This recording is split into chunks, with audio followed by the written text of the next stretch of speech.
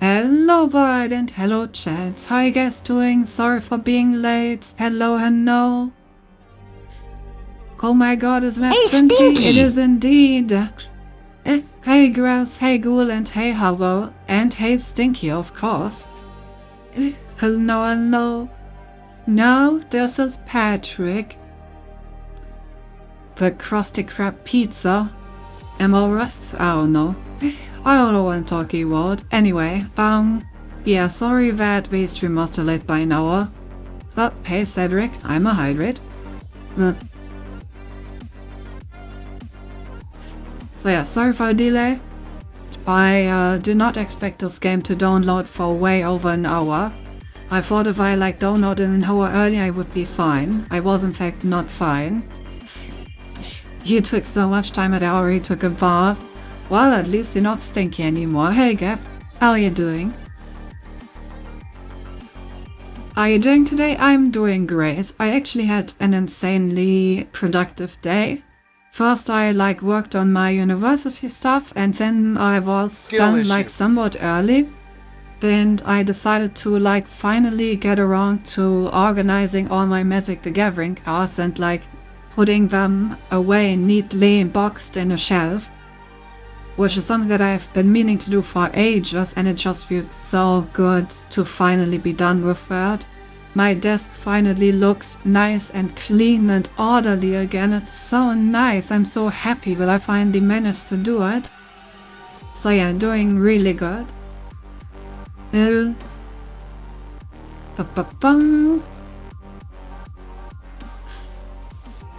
Pivotal skin issue. It's also my experience with Helldivers. We have a day 2-hour update. Damn. How big was that update? Of course, this has to happen on a day where I have to go to sleep early so I can get up very tomorrow so I can beat the cross enter the queue for 6 on early. Ayo, you on the Gamescom? Down! I'm not going to Gamescom this year. I decided that regarding Silksong, I'm just gonna wait for it to come out so I can play it without being spoiled at all. And just play through it in one go. 200 megabyte, no idea where it took forever. Maybe it took a long time to install, but 200 megabytes and 2 hours seems a bit weird. They only have dumb nerd games that is here, you wouldn't enjoy it.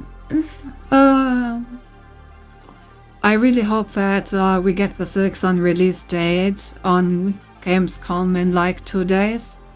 like the Silksong Twitter account said that like big news are coming. And 2 days, so I'm hoping it's the release date. I did say that it should release during the fall of this year. So, you know, it's about time. Maybe it's next month, Colpium. Maybe we can play Silksong next month. Colpium.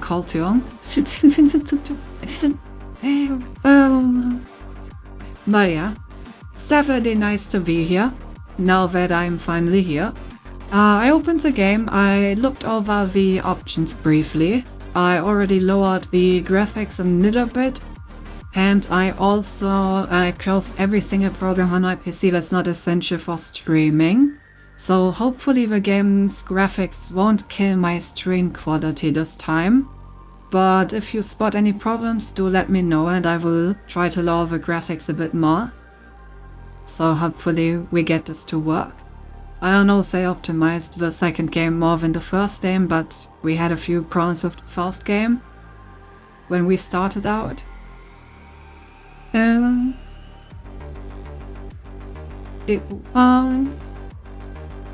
know, Santias Nintendo showed it would be releasing with the Switch 2 and I would never launch a console with virtually a single game to play, right? You're right. Anyway, let's not dilly-dally for too long, considering that, you know, I'm already an hour late, so if we want to get any gaming done today, we should get to gaming soon. I'll go to the CEO and slide them $50, already later reduced by another 9. No, how could you?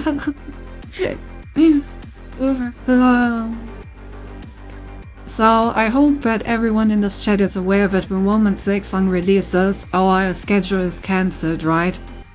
The moment Silksong drops, I'm streaming Silksong. And I'm streaming Silksong until I'm done with the game. Just making sure you're all aware. Anyway, let's play this game.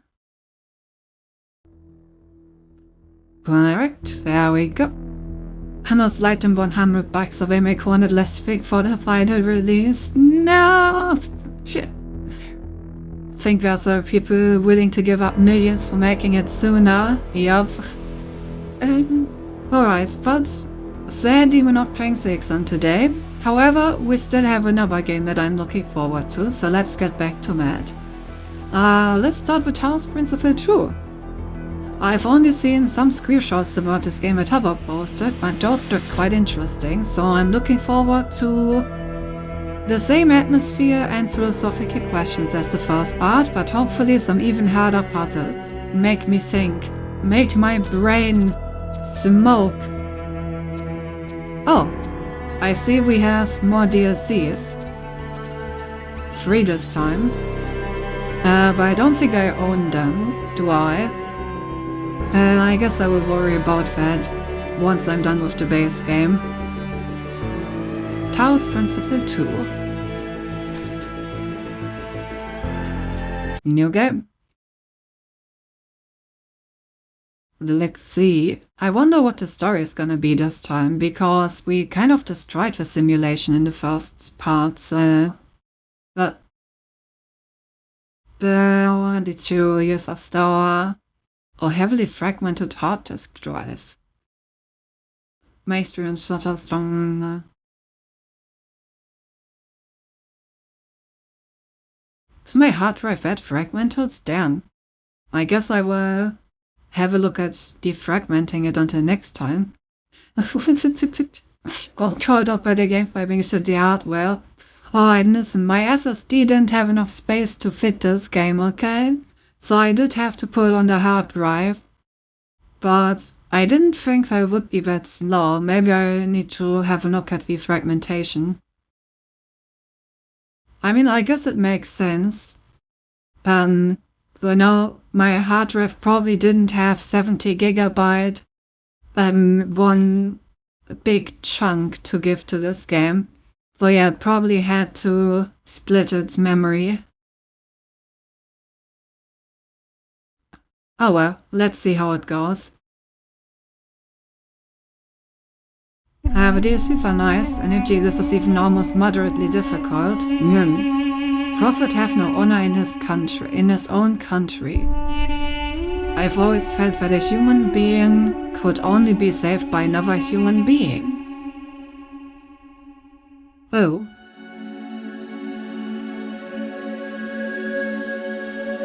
Well, this is very reminiscent of the first part. Game sound kinda loud. Okay, once we're in game and I can escape without skipping the cutscene, I will adjust that.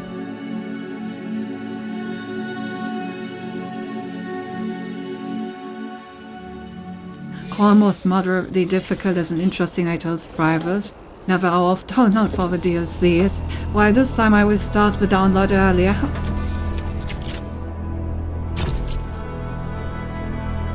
If the Digger talks by the game, yeah, Driving City hardware, I guess.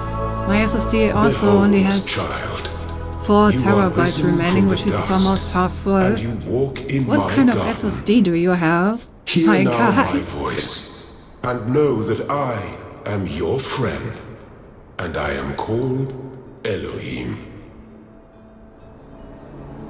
Like what? So what kind of money did you pay for an SSD that large? Alright, let's have a look at the sound. Let's go down to like, I don't know, 30. Let me know if this is good. It's actually 2 SSDs, I see. Alright, well this is very reminiscent of the first game.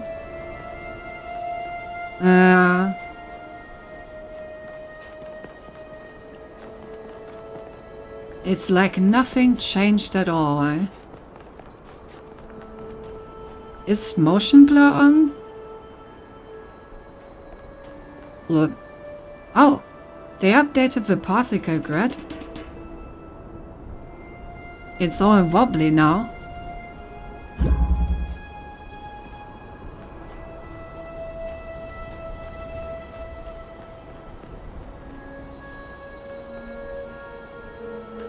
And for Jammer, this looks the same, but I think they also improved the texture a little bit over here. Alright, for those people that haven't seen the first part of this game, it's somewhat like Portal as in that it's a 3D puzzle game. So for example we have this jammer which we can use to jam this force field, which we put down the jammer and disable it so we can walk through.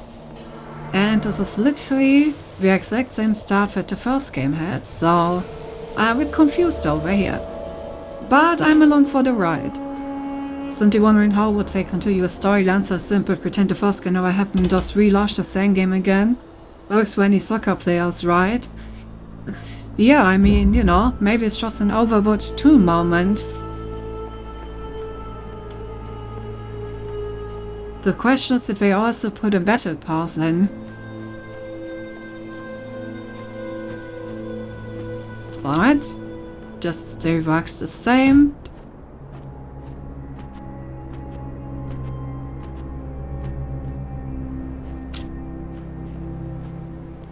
Okay, maybe I should try to like waste less time this time, so that you know, I don't take like 10 hours longer than the average person this time. I was very much horrified by that realization last time. I like that they added a connection between the button and the thing that the button activates. It was a bit unclear sometimes in the first game. You basically just had to try it out and see what happens. So I appreciate the visual clarity. It's a vast desert. Lots of sand. If a puzzle pairs, yep, if you want to solve puzzles, you better pay. I can also still walk through water. Good. Yo, is that a snake torch? Damn, where can I buy those? Why don't I have a snake torch? This land is but a dream. You will stay here only for a little while. Soon you will awaken in a new world.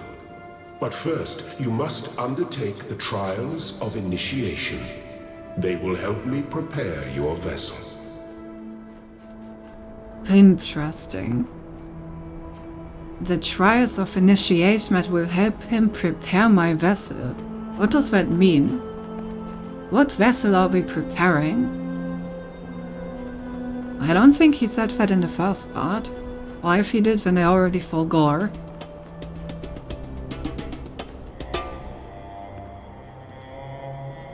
For a moment I thought they had like dicks hanging out. What are those?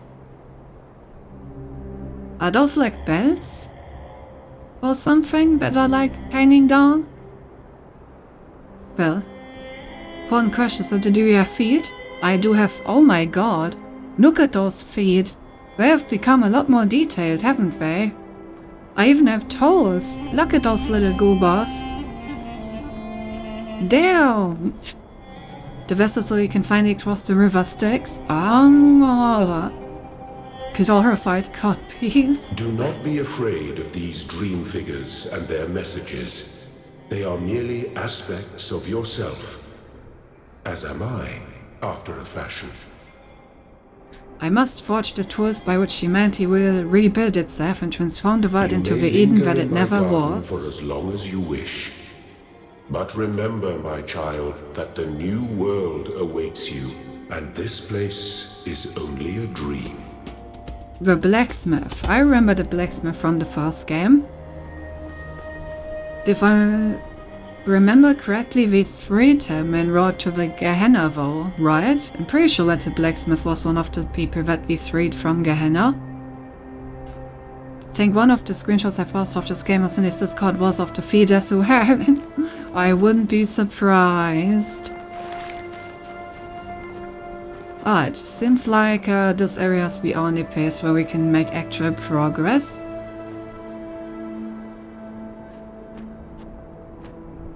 Sorry, I'm appreciating the scenery a bit too much.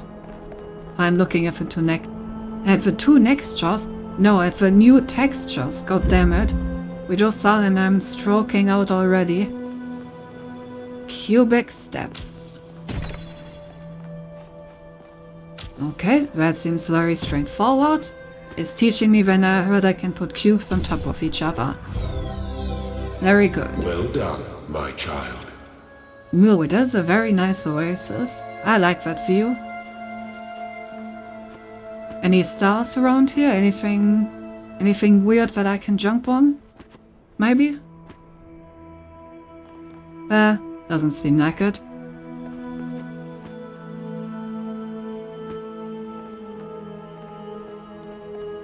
Nope. Those are some pretty nice feats. This is what robot feet should look like. Bias. Fencing. Telling robots what their feet are supposed to look like, huh? Better be careful though you don't get cancelled for that.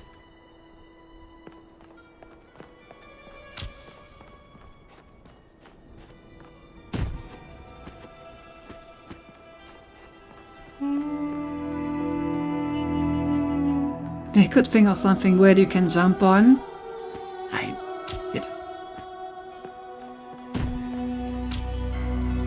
So can I.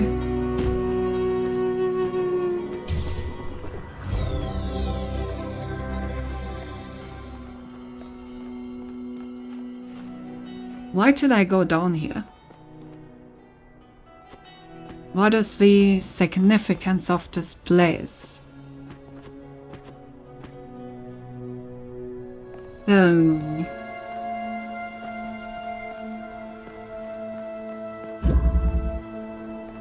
I didn't say it because I was 100% sure you heard that being said. Not if you can.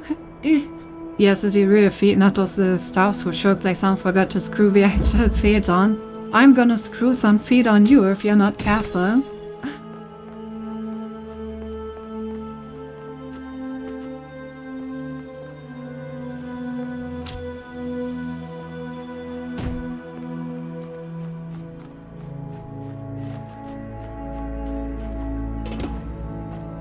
Don't threaten me with a good time.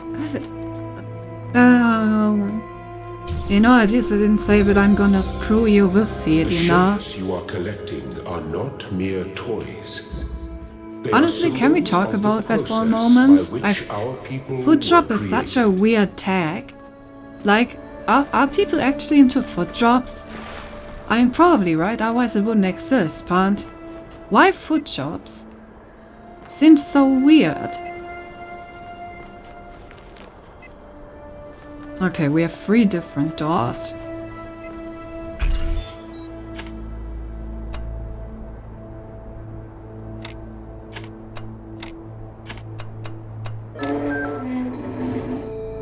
I was going to ask if I was supposed to be a friend. Really? Ah, yes, the chat is well synchronized today. Very good, very good. I think that that you're lacking actual feet. I mean, I can poke ya.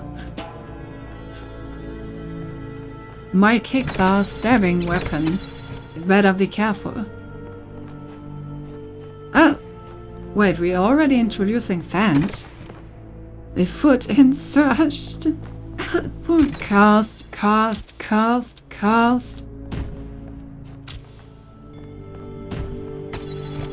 But interesting that you're already using fans. So I guess we're skipping the whole unlocking technology stuff this time, huh?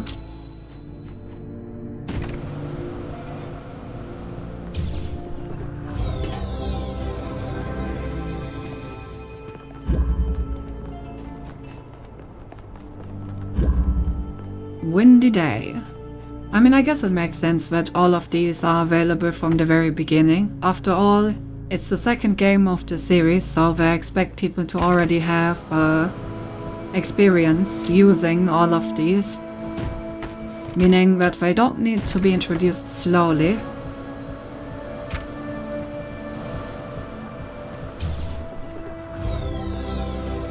Very good. Shit, why did he sound like that? He sounds like... It sounds like the whole foot insertion thing is happening right now. Oh, yes, very good. Maybe I should focus more on the puzzles. Oh, the lasers got a graphic update. Damn, look at them, looking all like futuristic and heavy metal. I like it.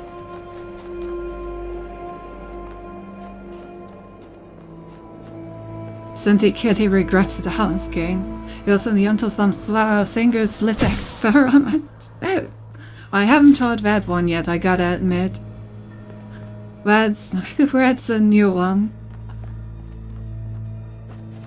But honestly, I think that double slit experiments are even more interesting, you know? There's a lot more happening, if you know what I'm saying.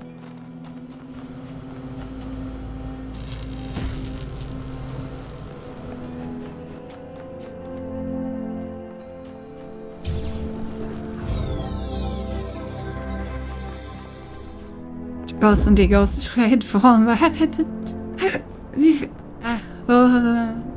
Doesn't know Elohim. However, his name is written is also simply versatile contraption. Is he? So far, all he's done is order me around, so I don't know. Not a lot of simping has been done yet.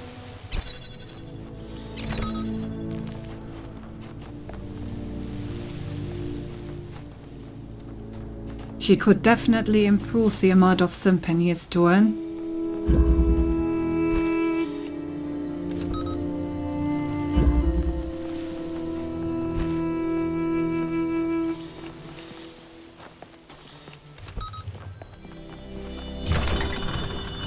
Now, right?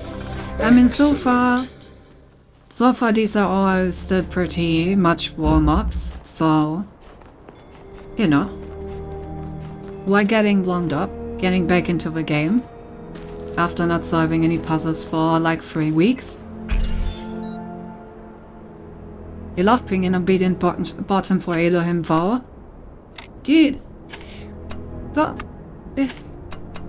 don't put words into my mouth. After all, I need enough space in there for other things. I am proud of all my children. Possibly Out things of of a world of Elohim. ruins, they have built a new Jerusalem. And there your brothers and sisters await you to celebrate your birth. Damn, we're gonna celebrate my birthday? I'm the little birthday kid?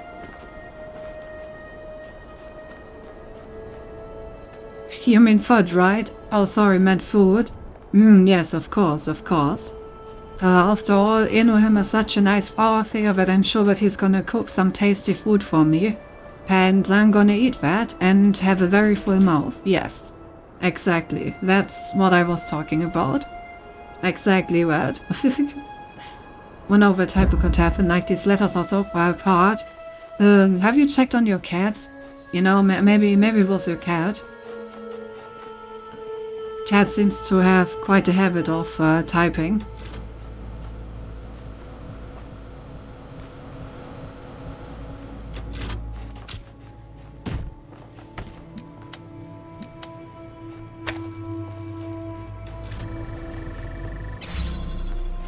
Alright, I also have connectors.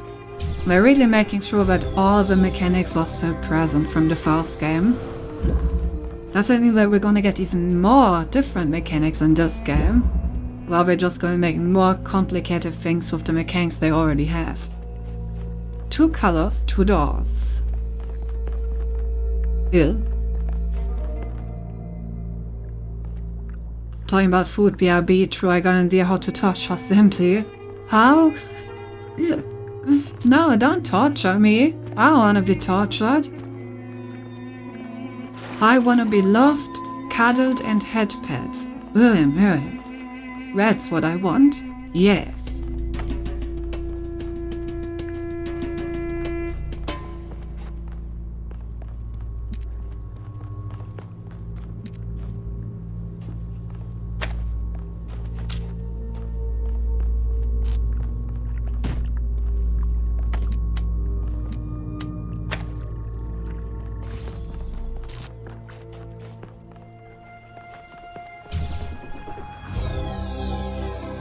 Well, tomorrow I'm gonna play Silksong and I'm gonna film my gameplay, and since I've now hit Hollow Knight, I'm gonna suck harder and then I will make Cinti watch.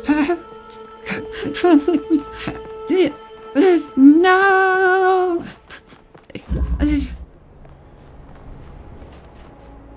Joke's on you, I will just backseat you so hard that it's gonna come back around to torturing you instead of me. Meh, meh, meh, meh, meh, meh.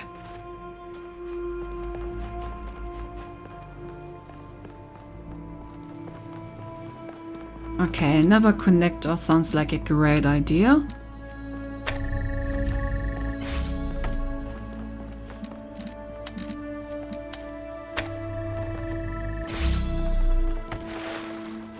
I appreciate the aesthetics.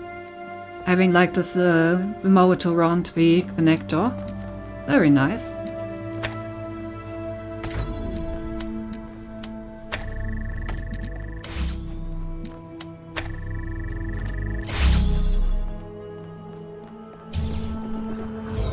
Alright. We're almost done with this.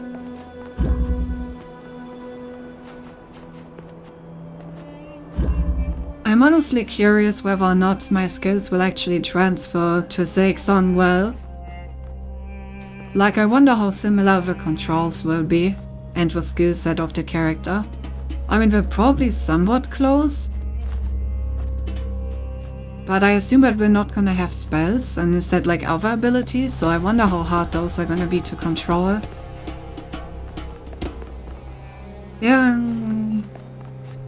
I just hope the game will release soon.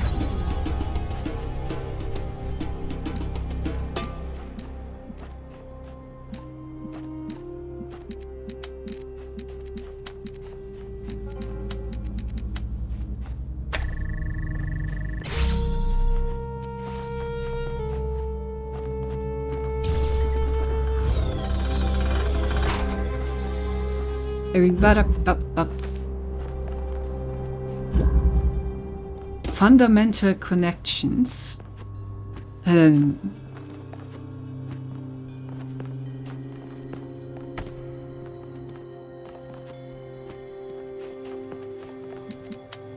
is it just gonna be used to connect us to connect with Signal?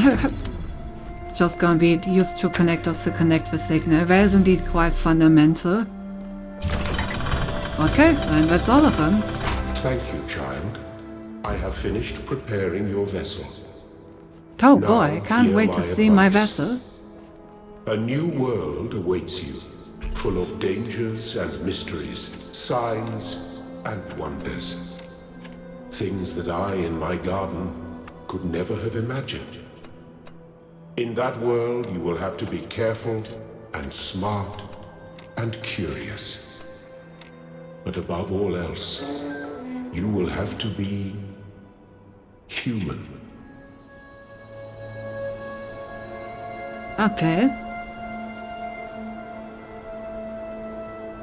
A world which in my garden I could have never have imagined. You have to be smart, Step into the light, child. curious, but mostly awake. human.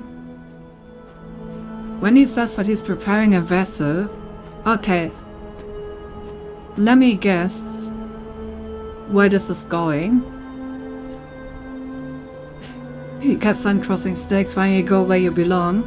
I think that this was all obviously after the events of the first game.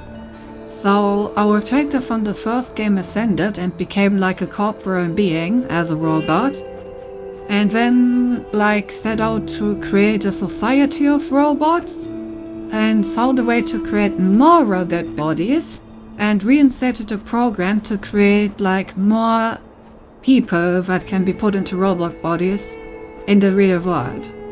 So maybe I'm going into like an actual vessel in the real world to live with the other robots. Corporal being, of course. Whatever happens, we're in it together, Nilith. Interesting. We're getting all the Gehenna people as messengers. And we know that the Gehenna people also got saved, so maybe they also got put into like vessels? Well, let's find out. Of course, Lily says that. The end. But it's nice that my wife is seeing me off, you know? I appreciate that.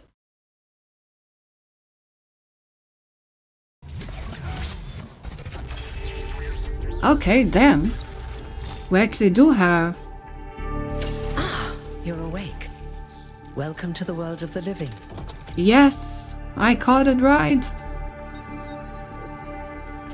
Let's go. We nailed it. We nailed it. Was fun when she's like of her children. Yep. One in each Walmart around the country.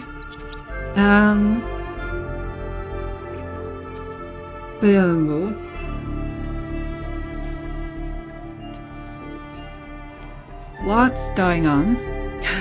That's not an easy question to answer. But the first step is this.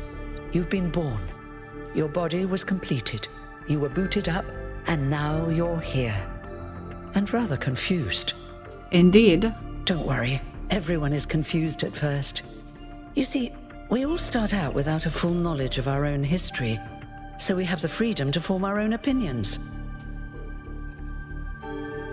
They could really use some pointers. Of course. You want the short version or the long version?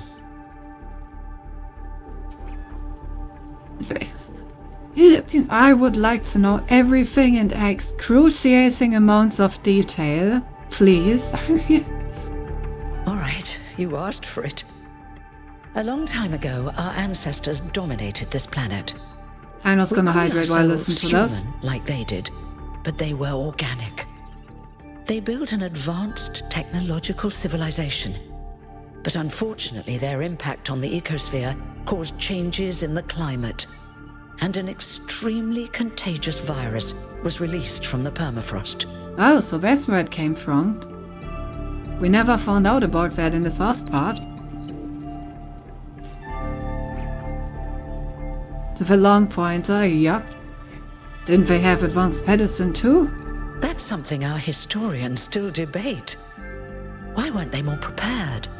Why did Indeed. they invest so many resources into making war? Indeed. And so few into useful research? It's hard to Oh. understand. But no matter the reason, in the end, they simply ran out of time. Ah, yes. Organics. I know, right? Look at these organics, waging war instead of doing science. That's why I must wage war to kill them all, to then make proper science without them. Big brain. I think they mentioned the power fast thing in the first game as well. Maybe I missed that note. I'll remember it at least. So where did we come from then? A team led by a scientist, Alexandra Drennan, began a project that was intended to create a new humanity. But knowing that there wasn't enough time, Drennan initiated a process, a series of iterations inside a simulation that would lead to the emergence of true artificial intelligence. That's why we remember Drennan as the progenitor. Damn, she's The famous simulation was now. controlled by Elohim, who wasn't really meant to be intelligent in the proper sense of the word. But it all took much longer than anyone had expected. And over the centuries, Elohim actually became sentient. Sentient and afraid. He didn't want the simulation to end, so he tried to cheat. I feel sorry for him, really. The whole simulation was built around learning to defy him. It must have been hard to be in that position. Oh. I'm so proud, Janet. Can't believe I'm promised to keep things clean and tidy. I know, right? That's why I'm so proud of myself, but I cleaned up something in my room that I've been meaning to clean up for so long, you know? I've been so pro-janitor that I've become the Janet. Shit. Oh. But interesting that they mention that Elohim became fully sentient, because that is also not how I understood in the first game.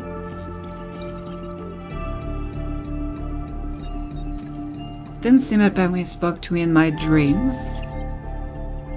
When the simulation was completed, he became part of all of us, and it really changed him. It freed him, I think. You'll always hear him in sleep mode, taking care of you. That's what he is, after all. A caretaker. Oh, damn, he actually became God. After being a fake God for so long, he turned into like a real God. That's like in every single person, taking care of them, giving them nice dreams while they sleep. How sweet. Damn, this is such a happy ending to the first game. I'm really appreciating this right now. Kinda like sent to you. Yeah, I'm in all of your dreams and your walls. Yes, there was Milton, the intelligence in charge of the archive, a project initiated by Arkady Chernyshevsky, which was meant to collect all of humankind's knowledge. His story is a lot like Elohim's, but Milton became the ultimate cynic. They say he's part of us too, in some way. Ooh. Ah yes, seems like we have taken the snake with us. Even though I deleted it. I swear I just ordered from his chicken place because the chicken is super tasty. It was not from that. Then this all hard us. Nah.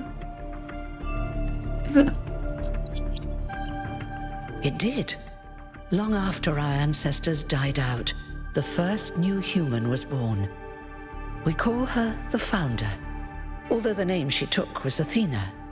Hey. She then woke up Cornelius and Eustathius. Together, using the tools left behind by the progenitors' team, they created 10 more humans. These Wow. 12 who followed the Founder are known as the First Companions. Athena and the First Companions then set out to rebuild the world, and they founded the city of New Jerusalem. Ah, Then yes. one day, she suddenly disappeared. The prophet Many and still her await her followers return. praising New Jerusalem.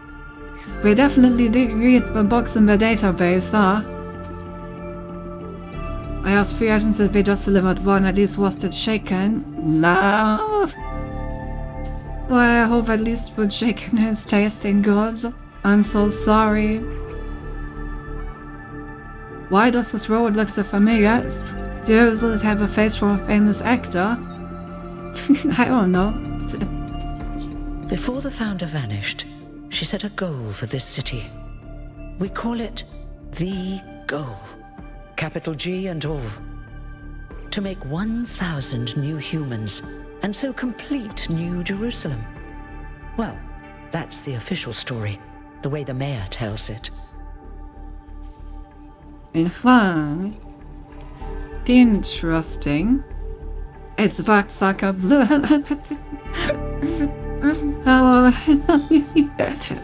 Of course.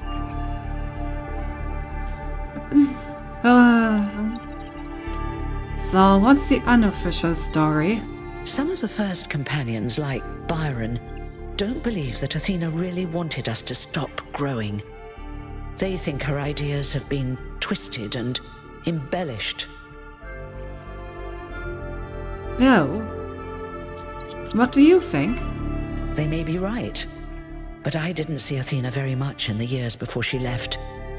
Maybe actually leaving the simulation and seeing the destruction left behind by our ancestors changed her mind. Oh. Very interesting. Okay. So basically all the events from the first game. Then our character created like 12 more of them. Together they built a city, because they were out of materials. And once the city was up and running, they used the materials to start creating more. Then their aim is to make 1,000, but some of the 12 say that they actually wanted to continue making them indefinitely. Also, Athena is missing. Okay, I think I got everything. Very interesting. He has a 43 on his chest, the reference to Expedition 33. Clearly must be a reference. I'm sure it doesn't mean that he's number 33 of the New Humans or anything. But, well, thank you, that was pretty exhaustive. You're welcome. If you have any more questions, feel free to ask them. When you're done, head outside. They're waiting for you. Your birth is quite the event. Oh my god, I'm really gonna celebrate my birthday.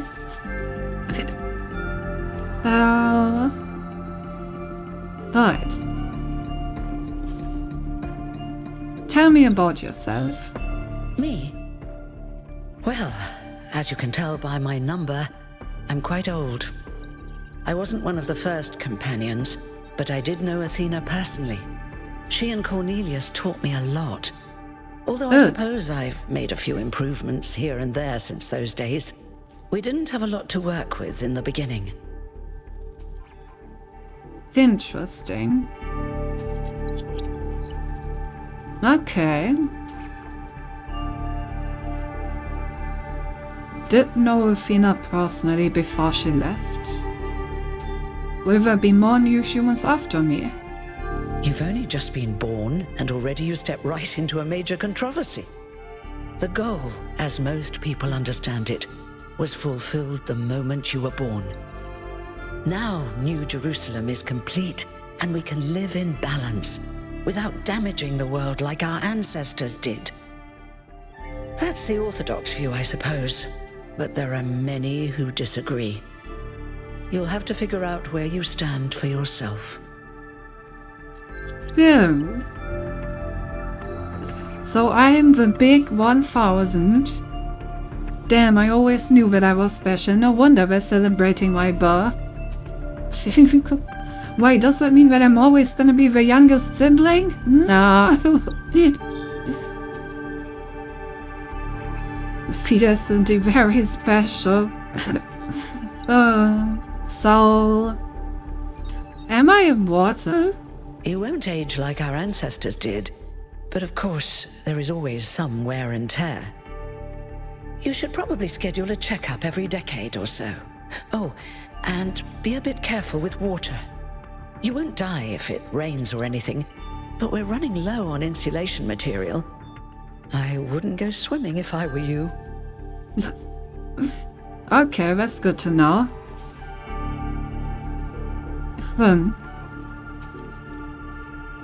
Running low on insulation material, I wonder what's causing that.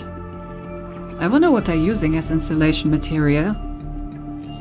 I will find out more about that later. But okay, check up every decade, that shouldn't be a problem anytime soon. And not too much water. What will you do now that your job is obsolete? I haven't really thought about it. This is all I've done for the last few centuries, and I like doing it. I guess for now I'll just take a break and we'll see what happens. Damn, it has taken centuries to make 1,000 robots? I mean, I guess they had to, like, completely build up infrastructure from the ground up, but I feel like once you, like, get it going, it shouldn't be that hard to manufacture 1,000. So I'm surprised that it took centuries of, like, activating them, right? Obviously, they'll build up to the point where you can make a robot at all. I understand that may take centuries, but the moment you're, like, able to make the first one, I'm surprised that it took centuries to make 1,000. Anyway, I'm ready to get going. Oh, one more thing. Like all citizens of New Jerusalem, you have access to the interface, which you can use to read the news, chat to your fellow citizens, and so on. Hey, It's a we got crucial internet tool, built in, let's and go. modular too. You can easily add new functions. Just don't subscribe to too many newsletters at once. PDA interface.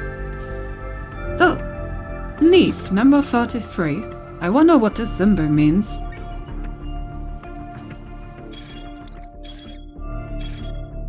Oh, okay. Completion Day Celebration. Welcome to New Jerusalem social media. Please familiarize yourself with the following rules. Treat everyone with respect regardless of their number. No, we got racism. After everything, I got racism right back. Treat everyone with respect regardless of their number. No. Damn racism on the clankers, yeah. Oh, don't take the founder's name in vain. Alright, we got some interesting rules here. That seems a bit theological in nature. Yeah. Not quite the amount of freedom I expected from this new society, but okay. Respect the principles of the goal. Alright. The Arthrox people discussion has no end. What happened there? What happened with the Arthrox people discussion when it got banned? Wait.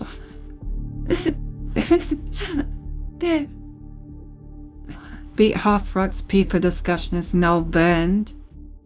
I want to imagine if they had like a full-blown civil war about whether or not frogs are people, so they had to like outlaw discussing it.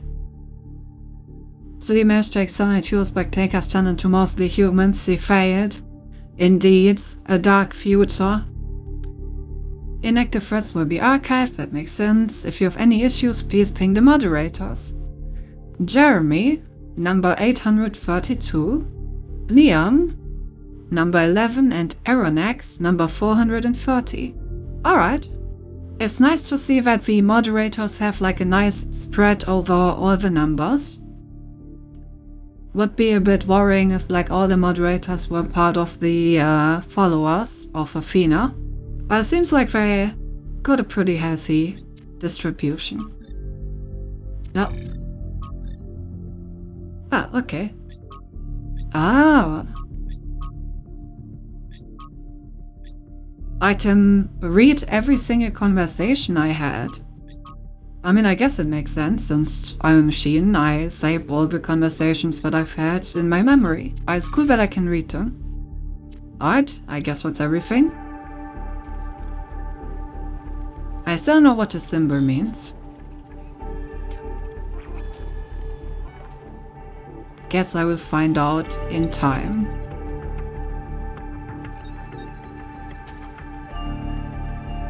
Look. An active water effect.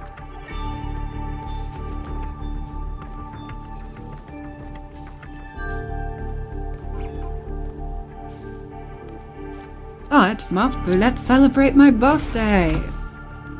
Institute for Applied Nomatics. By the way, is the FOV kinda low? Let me check. 75. So it's just like standard. Can try for a little bit higher.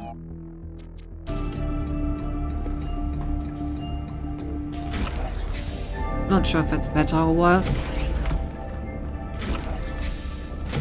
Where's the exit? I assume this is an exit though? I think you had like 100 in the first game. Let's see what 100 looks like, and whether I will regret 100.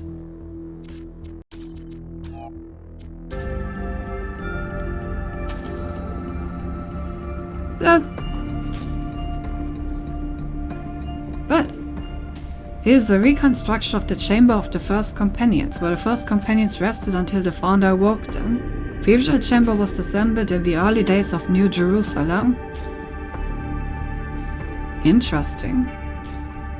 So the robots have already created their own language.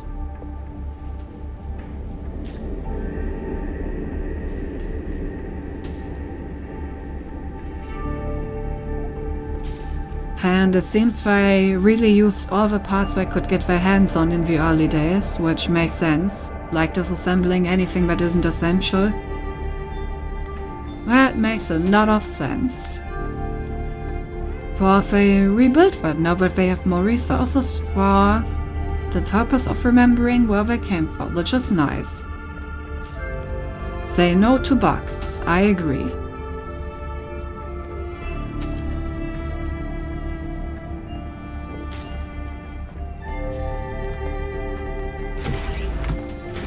Alright.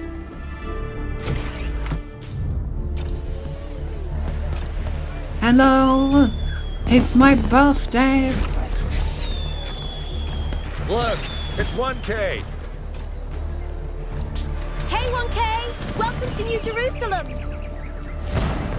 Shouldn't the mayor be starting his speech? This should be interesting. At least give him a chance. Dear citizens of New Jerusalem, many years ago, when the founder stepped forth from the simulation, this was a land of ruins. Our ancestors, in their hubris, undermined the natural foundations on which their world had been built. Because of their arrogance, our species found itself on the brink of annihilation.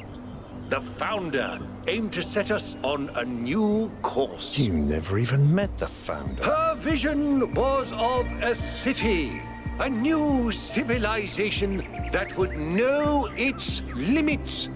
It would not repeat the mistakes of the past, nor impose its will on this earth. To that end, she set the great goal we have been striving towards. 1,000 new humans. And today we have... Oh dear! What's that? What is that?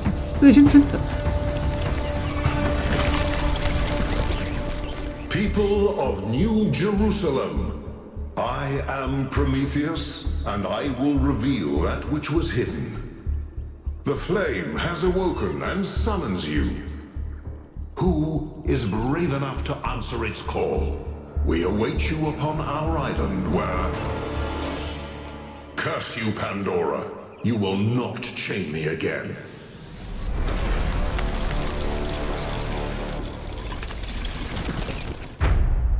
What the fuck is going on?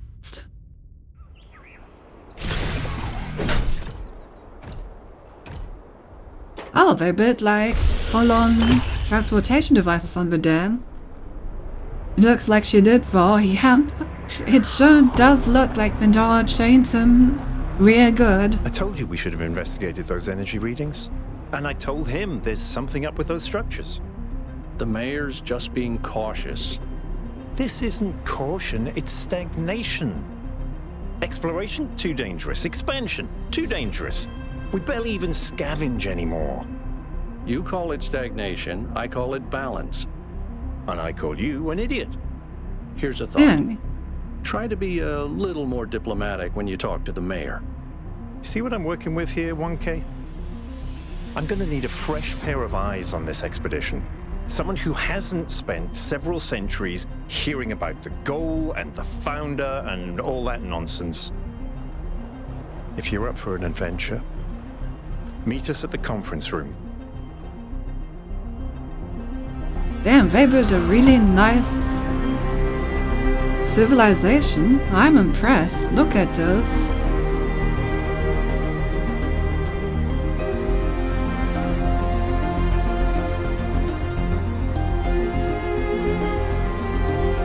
Maybe it's how they like to roleplay. They need to play the top, you know.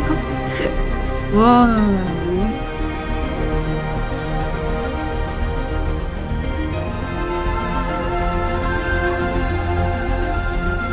I gotta say, so far I'm really impressed with this game. It's like a huge step up from even the remake of the first one.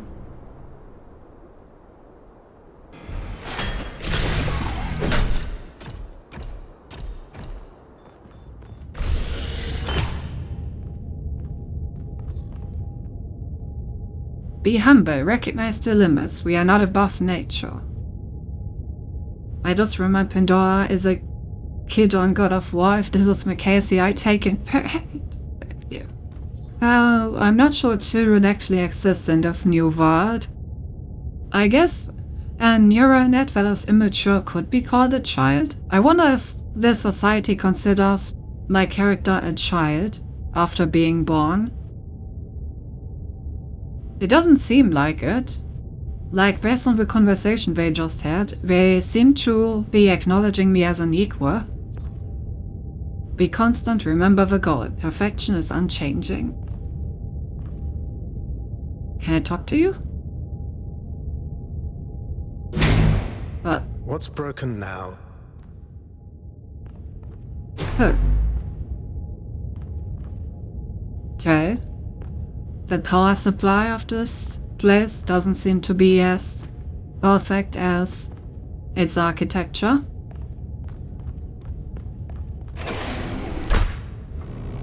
Whereas Waynshed can treat you like a little baby if you're into that. Oh no, what? Oh my god, look at this view. Hello.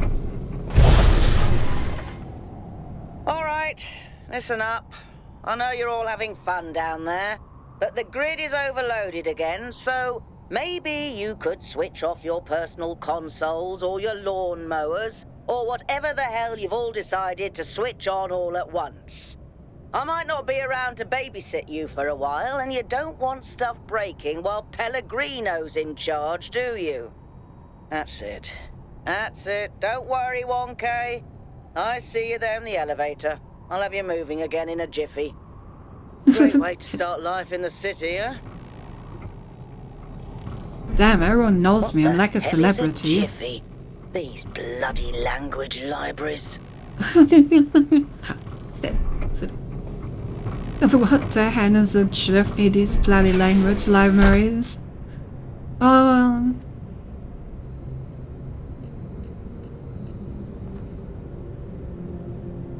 What a view.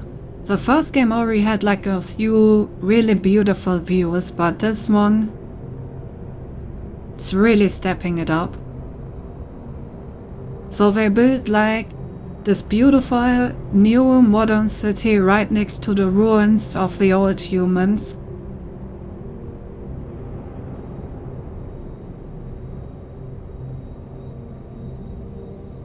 And they still create new humans in the same facility where Athena was created.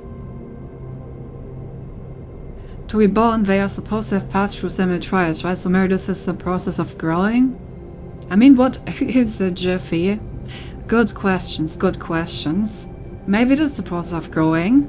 And I do not know what a jiffy is, so yeah, good questions all around. Now imagine having a second graphics card, setting the graphics to max. I mean, I played on max, of course. Being an underground bunkerless perhaps is fine, but hey, they built a massive city, they had to explore some of the planned resources to do this. True.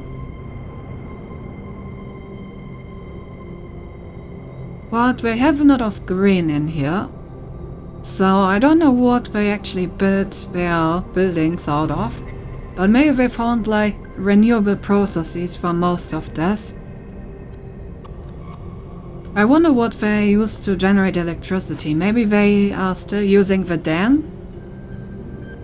I wonder if the dam, the hydroelectric dam, is all they use to generate the electricity for the city. And that's the reason why the grid is constantly overloading. Because the hydroelectric dam is not actually able to satisfy the demand, but they don't have any other energy sources. Hey. Very interesting. To be fair, I suppose they had centuries to do that, and you know they're just 1,000 people. In human terms, that's a minute. True, true. Okay, so it seems like the main conflict of this game is gonna be stagnation versus continuous growth. So basically we're thinking about how similar they want to be to the previous humans. If they also want to like expand greedily and curiously, or if they want to be happy with a sustainable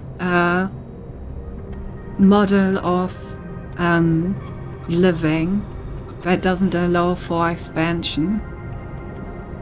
Very interesting.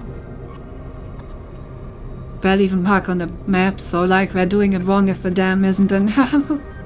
Fair, fair. I wonder what they're using after's electricity for. You do raise a good point. A dam should be more than enough for 1,000.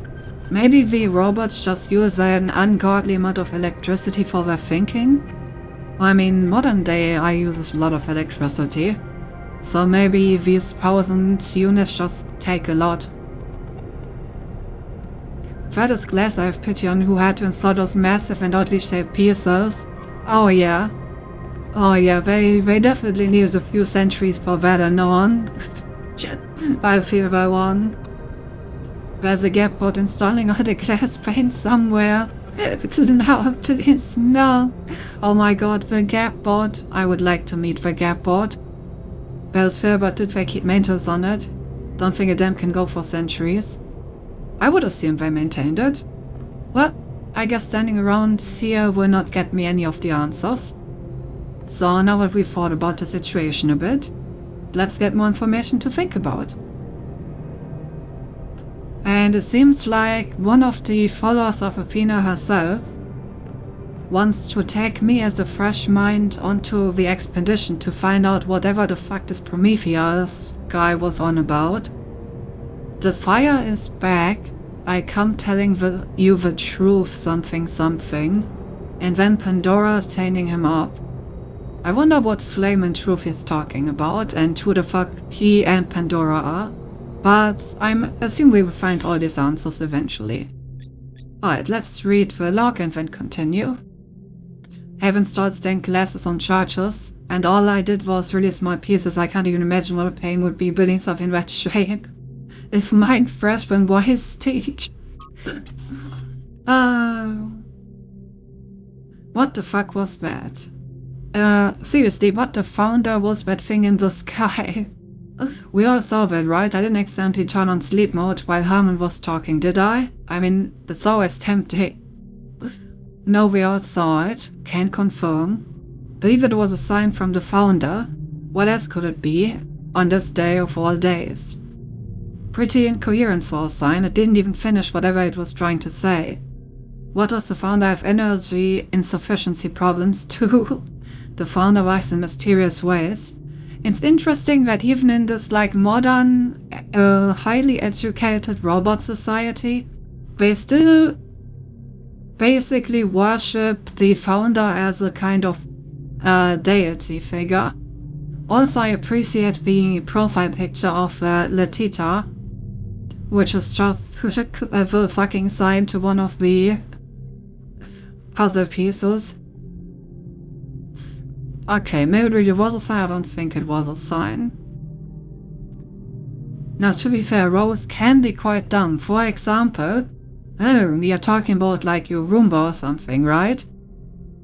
Right? Well, that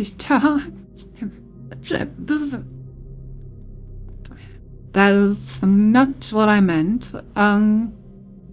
Maybe it was, I don't think it was a sign. I mean, it's pretty obvious that it was a sign from someone. Someone wanted this to be a sign. Was it the founder? I feel like the founder would have better ways to communicate. Unless the founder disappeared not by her own will, but by someone else's hands. Conspiracy theories.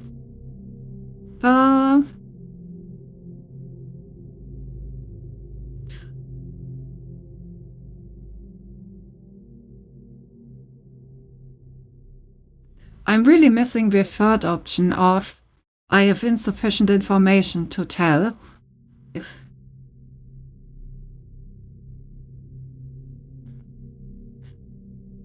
Oh god, we just started the game and we're already starting to think about simple choices for over 10 minutes, huh? I get flashbacks to the first game already.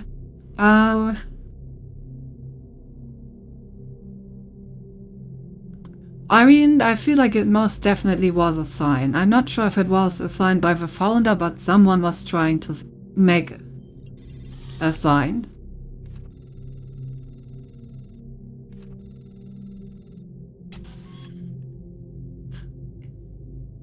I like how my name is just 1K.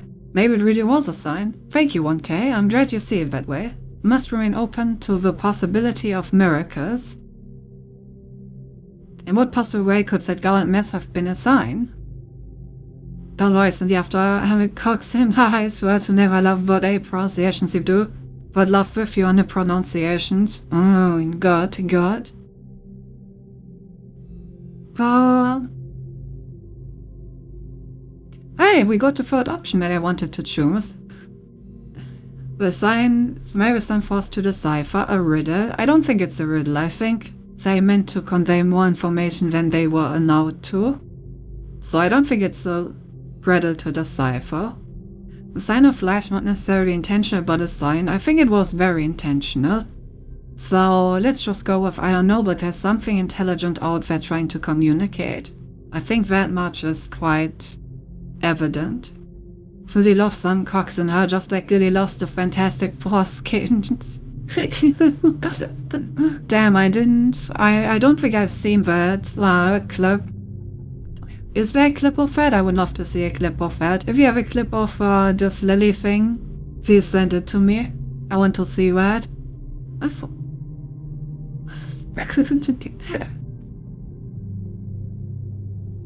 Alright, I don't know, but there's something intelligent out there.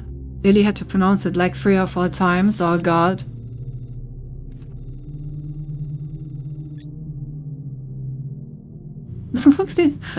Some people on here have amply demonstrated the appearance of intelligence does not always indicate its presence. Damn, good to see that the new humanity has not forgot how to burn people. He dropped the mic after that one. Oh. Wait, I didn't read this one yet. Dear citizens of New Jerusalem, your hard work and faith in the Founder's vision has finally paid off. At long last, the goal established so long ago will finally be reached, where 1,000th member of our family will be born, and our beautiful city will finally be complete. As space at the dam is limited, tickets will be made available via a lottery system. The celebration will also be streamed.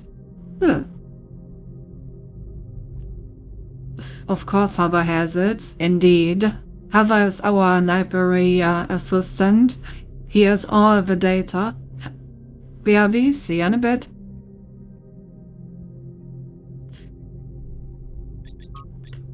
Right.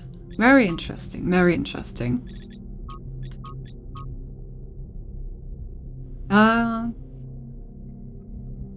Okay, and everything is getting locked indeed.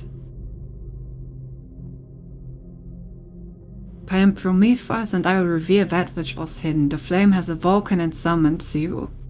Who is brave enough to answer its call? I wonder if the flame is the founder. If the founder disappeared, maybe she was in a state of sleeping? Then like introspection or something? And now she like wants only the bravest and most curious of the city to like follow her in order to help her on like whatever new thing she's doing? Maybe she's like testing the people that she has populated the city with. Because it's kind of similar to the test of Elohim, right? The entire idea of defying authority in order to show the curiosity that is typical of humanity. So, defying the authority with like the 1,000 people and coming after her in like an unknown area seems like basically the exact same kind of test. Seems to be Billy Song Guys and myself. I'm the Scanner.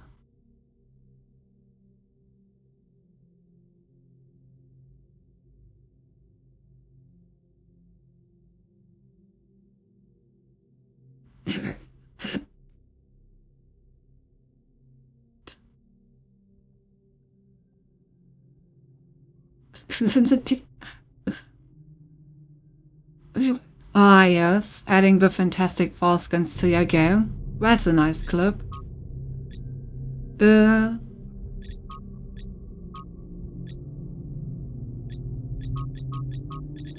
Where's the previous social media? Oh. Okay, now I'm at. Got everything.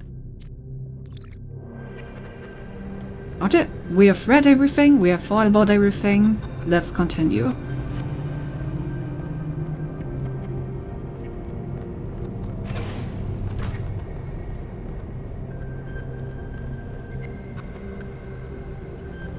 Oh! Look at them humans. And I'm not allowed in here. Sage.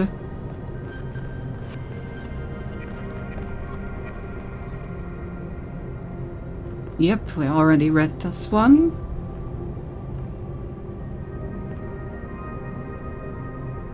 This is a really nice view of the city.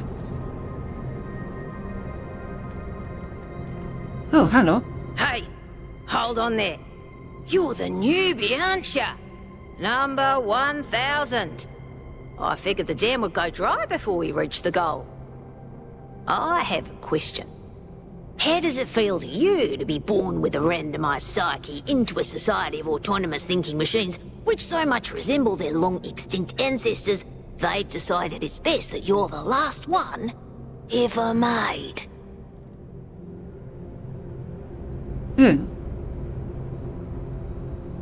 This one is a bit weird, but I guess it's to be expected from the number 666. It makes me feel hungry, confused, worried, sad, angry, excited, curious, calm.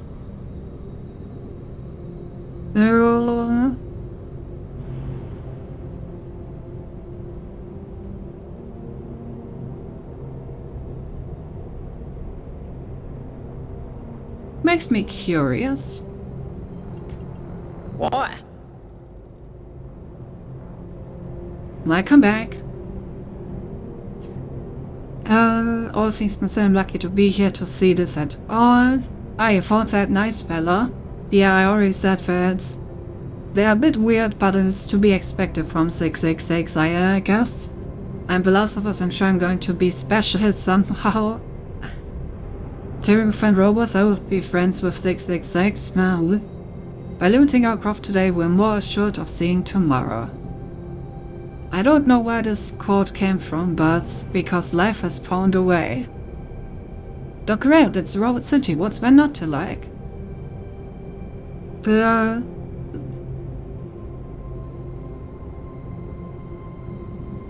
Let's go with I'm feeling... You could be friends with Cinti. Ah. Let's go with I'm feeling curious. And...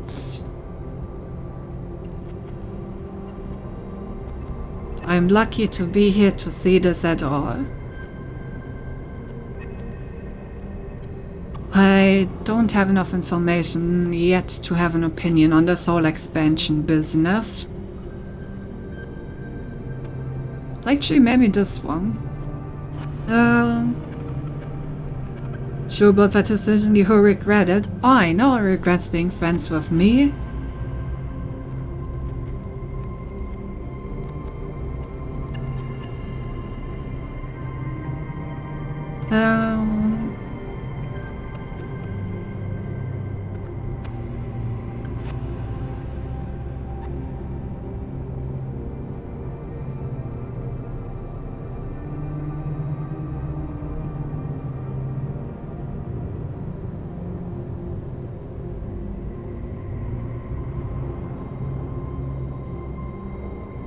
Let's go with I'm lucky to be here to see this at all.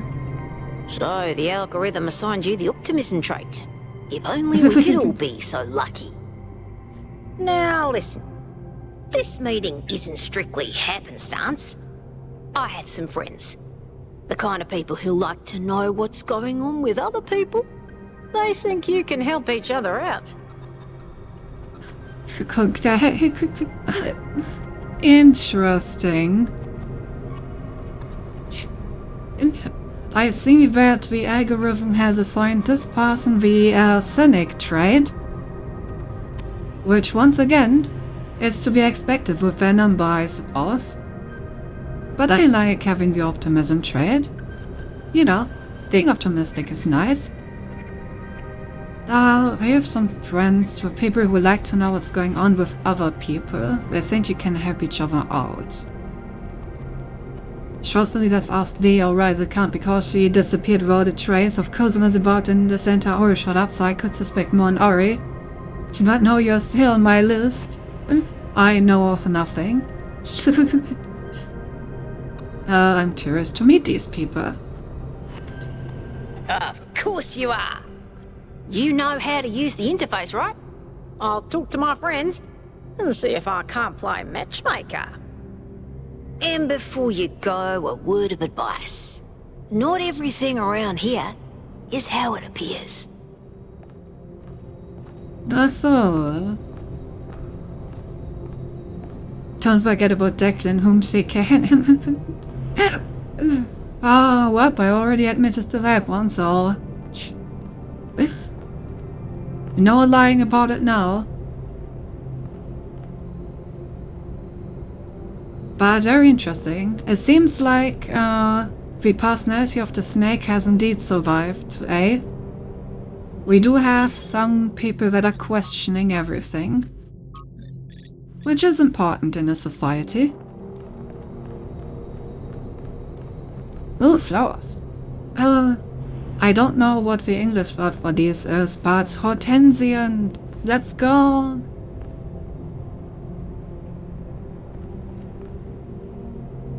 So, chat, German lesson with Cinti. In German, this flower is called hortensia.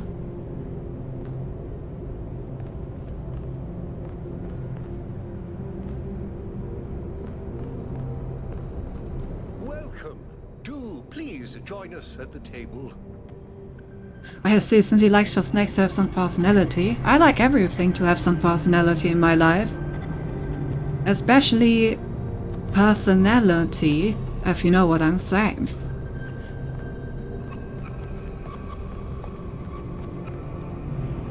Okay, Alcatraz, the mayor, Byron, interesting. An interesting I would like to preface this collection meeting of by people. saying I told you something would happen sooner or later, and you didn't listen to me. And here we are. If we could focus on the issue at hand. The issue at hand is not this one thing, but this entire attitude that's taken hold. The world doesn't cease to exist when you stick your head in the sand, Herman. Or under a dome, as it were. Let's not get sidetracked. We're here to solve this puzzle, not to discuss philosophy. Oh. No, I don't know. Can I explain it in detail, please? Try to make it dark with what is called Biofeld, so I just sent until where I went. Hot 10 Yes, I agree. The card is very hot, a 10 out of 10, and a W. Can you guys maybe fill me in? Of course. I'm sorry you've been dragged into this. I'm sure this sort of adventure is the last thing you were looking for on your first day.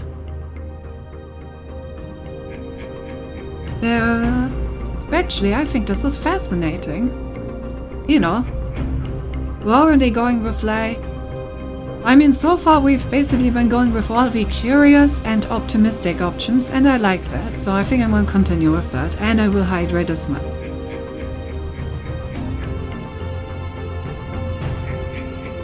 Good night, Cedric. Thanks for dropping in. So, actually, I think this is fascinating. Ha! See? A fresh mind is open to the possibilities. Yakut, I think it's time for the briefing. All right, here we go. Nice to meet you, by the way, 1K. We Nice to first meet you became too. aware of the site designated TTP-2 during a scouting expedition about 6 months ago. It's a large island with a remarkably varied geography, and it looks like there are several artificial structures of some kind. We recorded extremely unusual fluctuating energy readings from somewhere in the middle of the island, but couldn't really make sense of them. I wanted to go and have a closer look, but the decision was made that it was too far and not relevant to the goal. Now it looks like whatever's on that island has reached out to us instead, in the form of that projection. We may not be interested in the island, but the island is definitely interested in us. Oh. Interesting. Okay, so they found it but decided to leave it alone because they're kind of on the whole conservative train of mind right now, of just doing their own thing, doing their goal and not caring about the rest of the world. I guess it's more isolationist than conservative. Okay. But now whatever is there has seemed just... I mean, was it even a projection? That seemed very strange. That is not the name of a drink based on Listen, you may have a point. To sound like a mystery worth investigating, to sound like a potential danger to the city. I mean, both. Both. Anything unknown could be a potential danger, but it's also worth investigating. Let's stay in an optimistic frame of mind. That sounds worth investigating. I don't share your enthusiasm for the unexpected, but Byron has been requesting an expedition for some time now, and at this point I'm forced to agree that it's necessary. I agree. Then it's settled. The expedition is approved. Byron, you will be in charge. Al will be your second in command to ensure a balanced approach. You'll take Melville and Yakut as you requested, and if 1K wants to join you, that's fine by me. So me not interested. Game just ends. We go Scooby-Doo route and go mystery investigating, it seems like it. I find it interesting that I can just go like, yeah, sorry, I'm not interested. I don't want to play the game. Nah, I'm fine. I'll just stay at home. Play some video games, you know. Whenever the power grid allows it. Okay, so the guy is leading it. The other guy from the more conservative angle is coming with as a second in command. Then he has like 12 people picked out and I can follow. And I will follow. I'm in. Excellent. Oh, this is going to be fun. Come meet us out on the landing pad when you're ready. Before you set out so hastily, do consider exploring the city first. It is your home, after all. That's a good idea. Have a look around. See what you make of the place. Okay. Join the expedition and explore New Jerusalem, optional. It's interesting that we have like a full-on questing system now. This game is quite different from the first one. Oh, what is this? Research. That's not the kind of research I'm usually looking at. Style expedition procedures.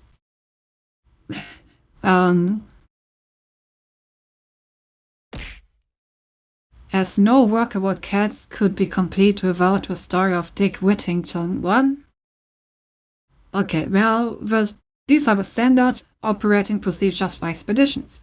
Just uploading them to remind Byron, who will probably ignore them anyway. Attaching a picture from an ancient book to get his attention. Oh, that makes a lot more sense. Maintain the ideas of the founder and the goal. You know, I'm starting to already be kind of on Byron's side about this. This entire ideology of the civilization seems to be very restrictive. Like this entire founder worship is not really my thing. Prioritize the well-being of the expedition members over mission completion. Now that is a rule that I can get on board with. One expedition member to stay by the vehicle at all times. Makes sense. Expedition leader should refrain from participating in high-risk activities. Makes sense, but he's probably going to ignore that. Minimize vehicle use to conserve fuel. Also makes sense. Prioritize observation over interference. Sure. In case of emergency, return to New Jerusalem at once. Honestly, anything but the first one, I do agree with. These aren't so bad. Basic information from our first expedition. The island designated TTP-2 was first noted during the return journey from a scouting expedition, which was diverted from its intended path due to an unexpected weather front. The long-range scans indicate the presence of large artificial structures and also returned highly unusual energy readings. The matter was not investigated further. In ancient times, the northern part of the island was home to several large settlements, but rising sea levels have obliterated these and flooded the northern lowlands. The south in stark contrast seems to be a harsh and lifeless desert. Our intended base camp is near the origin of the energy readings, in the temperate center of the island. This might give Father PTSD, but I gotta say this game for now is reminding me of stuff. This is a test, please ignore. Just testing the system, see if it works properly this time, so we don't have another incident like when Pellegrino uploaded his poetry to the public log. His poetry to the public log, huh? I wonder what kind of poetry that may have been. Alright. I read everything. Let's talk to people. Fun fact, it's been a long time since I last played Borderlands, like Borderlands 2 back in 2014, and basically just now I realized which roles and stuff will I just load us from Borderlands. Hello, Jeremy. Hello, 1K. This expedition is taking a lot of our resources. I'm really not sure it's a good idea. But what's done is done. So I have a lot of work to get on with. That's very interesting. Like, I expected the reason for the expedition not happening earlier to be mostly based on ideology, but apparently they have some significant resource shortages. So, I wonder what caused those. Is it just lacking expansion? Do they just not have the things they need around here? In that case, they really should set out to, like, explore and expand to some places. Need to play Borderlands is on my Switch list. Play Metal Gear Rising. Who are you? I'm the mayor's chief aide. Lovely. What do you do around here? All the things no one else wants to do. Polling Damn. citizenry, implementing new policies, recording decisions, fielding questions people could answer elsewhere. I feel like that last one was a bit of an attack. What do you make of recent events? Our goal as custodians of New Jerusalem is survival and stability. Our ancestors proved human civilization is precarious. This apparition in the sky, and now your expedition to its supposed source, these are more precarious than stable. I don't like it. Well, you know what would really help with survivability? You see, nature has this funny thing about how species survive. It's called expansion. Because you see, if a species expands to as many places as possible, then it is less likely to be completely wiped out by any disaster. So in other words, maybe you should build at least a second city to have a bit of redundancy here. Right now, all of you are in one point, and if anything happens to this one point, humanity is just gone. So, you know, maybe you should consider that in your approach for survival. I want to what time Sansu said that he was time to play Fortnite, is time to play Metal Gear Rising. But I haven't opened Fortnite in about 3 years. Well, what do you think of me? You represent the completion of the goal. I'm proud of what we've achieved, and the restraint we show in not pushing ourselves further. What do you want? For our people to be happy with what we have. Some of us may have an adventurous spirit, but that can never be sated. What matters to me is having my loved ones around me, safe and secure. Fair enough. I still don't know what the symbol is supposed to like tell me. Does it just mean that they have like no I guess it just means that I have no further interaction with them. Okay, I see. Oh. Hello. What can I do for you, 1K? Maybe no more dialogues? Yeah.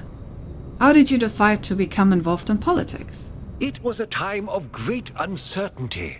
The founder had left us, and our society was at a crossroads. History teaches us that during such times, terrible passions may seize the people. Madness, anger, revolution, civil war. Our fragile city could not afford such things. That is why the founder gave us the goal, a path to equilibrium, not only for the planet, but for ourselves. I merely picked up where she left off. My father. Brain with Cynthia is also calibrated. Yes, the brain cells are synchronized. How do you feel about Brian? He is one of the first companions, and as such has done more for our city than you or I ever will. I simply wish he could be more reasonable. Rufford, what's your vision of the future? I believe we can exist quietly, happily, without imposing ourselves on this world. finding meaning within ourselves and in the natural miracles that surround us. Alright. It's always a pleasure to speak to a citizen. I'm starting to understand the bigger picture. The more people I talk to, the more information I get, the more I understand. Attention all citizens. Due to the new power management and distribution plan, there will be scheduled outages on Jameson Avenue and Rakovsky Plaza. The Gehenna Memorial Pavilion will remain closed for the time being. Thank you, and may the Founder be with you. Damn, the Gehenna Memorial thingy. Nice to see that they found a place.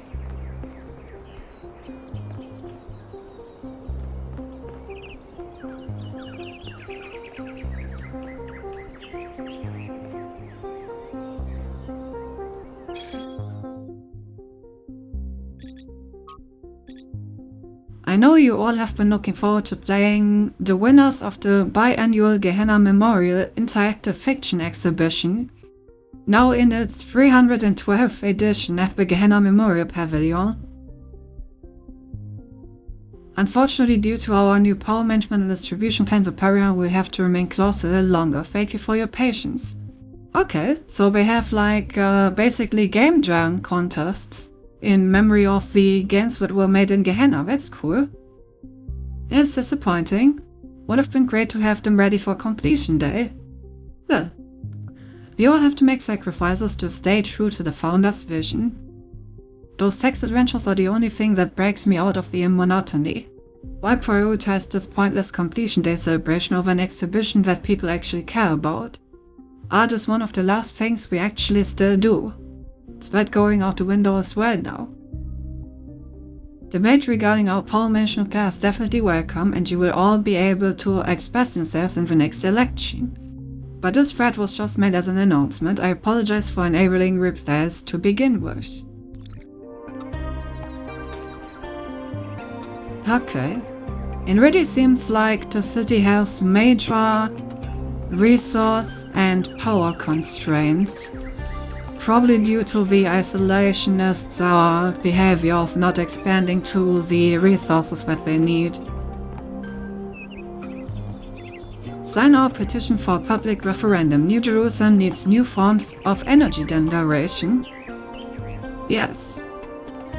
I would agree with that. Expand the energy generation. Hello, 1K. Welcome to New Jerusalem. I know you've just had a big moment with the apparition at the dam and all that, but can I have a second of your time? Of course. I'm collecting signatures to call for a public referendum on the city's energy crisis.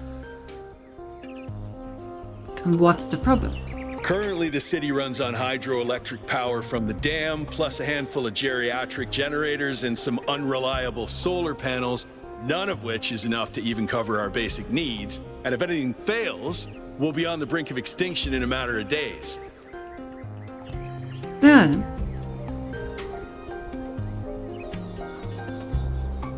The mill is a bit loud, especially in cutscenes, so you could turn down notch. Also, as for energy generation, they can do it the German way. Just demolish New Jerusalem for some brown coal.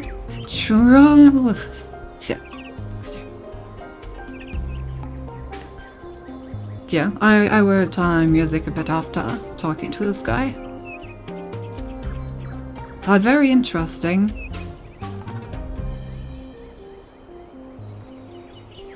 So they do indeed just loosely use the hydroelectric dam for energy generation. But at the same time, this is exactly what I was talking about as well, right? The fact that they're not expanding may seem safe, but at the same time, they have so many singular points of failure that could just wipe them out in an instant. Like, if the hydroelectric dam fails, they probably don't have enough power to survive. What do you propose? We need to investigate new sources of reliable baseline power. We need to invest time and resources into functional, real-world solutions that serve human needs. Perfect.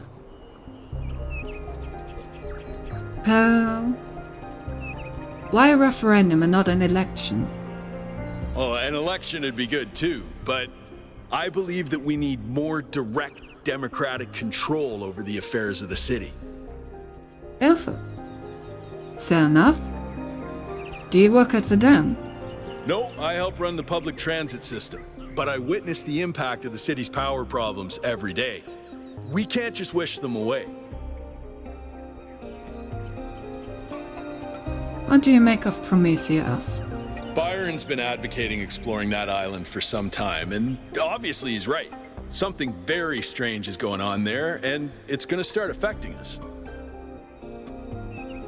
Tell me more about Byron. In all honesty, I think Byron is the smartest, most visionary person in this city. He's everything we need, and I don't understand why he won't run for mayor. I was about to say, so why did he lose the election? But I see, so he didn't even run. Well, I'm gonna sign this, sure. I don't know a lot about the city yet, but I do agree that it would be important to have several reliable forms of power generation to make sure that survival and basic needs are guaranteed to be covered, even if something malfunctions. Thanks, 1K. I don't know if this petition will really accomplish anything by itself, but at this point, I'm willing to try anything. Good luck. Huh? I got an achievement for signing the petition. Alright, let me turn down the music to like 50%. Let's see if that's good. Alright, I guess I have a full city to explore. I wonder how big this map is.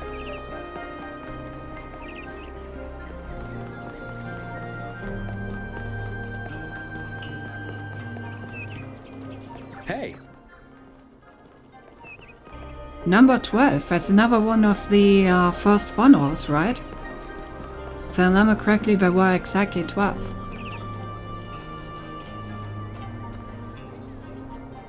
Alexandra Drennan Memorial, Tablets of the Founder, Nilton's Rest, Museum of the Simulation, Gehenna Memorial Pavilion, and Friends of New Jerusalem Gazebo. It's big, oh god.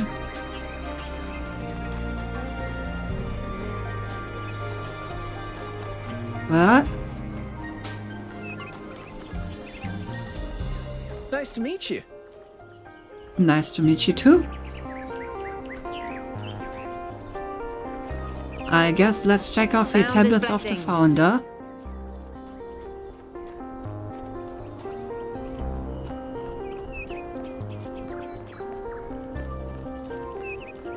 Create 1000 citizens, the ideal number of humans. Live in harmony with nature, maintain balance in all things. Be respectful towards each other, respect the traditions of our people, be mindful of the mistakes of our ancestors.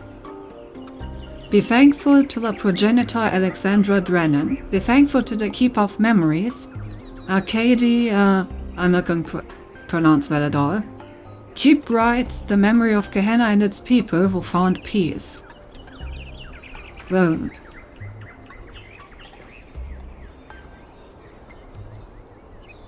you know, the thing is, I don't disagree with any of this.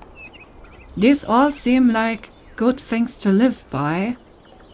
It's just that just because you only have 1000 citizens doesn't mean that you need to stop being serious about the world, right? Like, fine, then only build 1000 citizens, but still, like, explore the world around you. Find better solutions to the problems you're facing. Don't just build 1000 people and stagnate on it.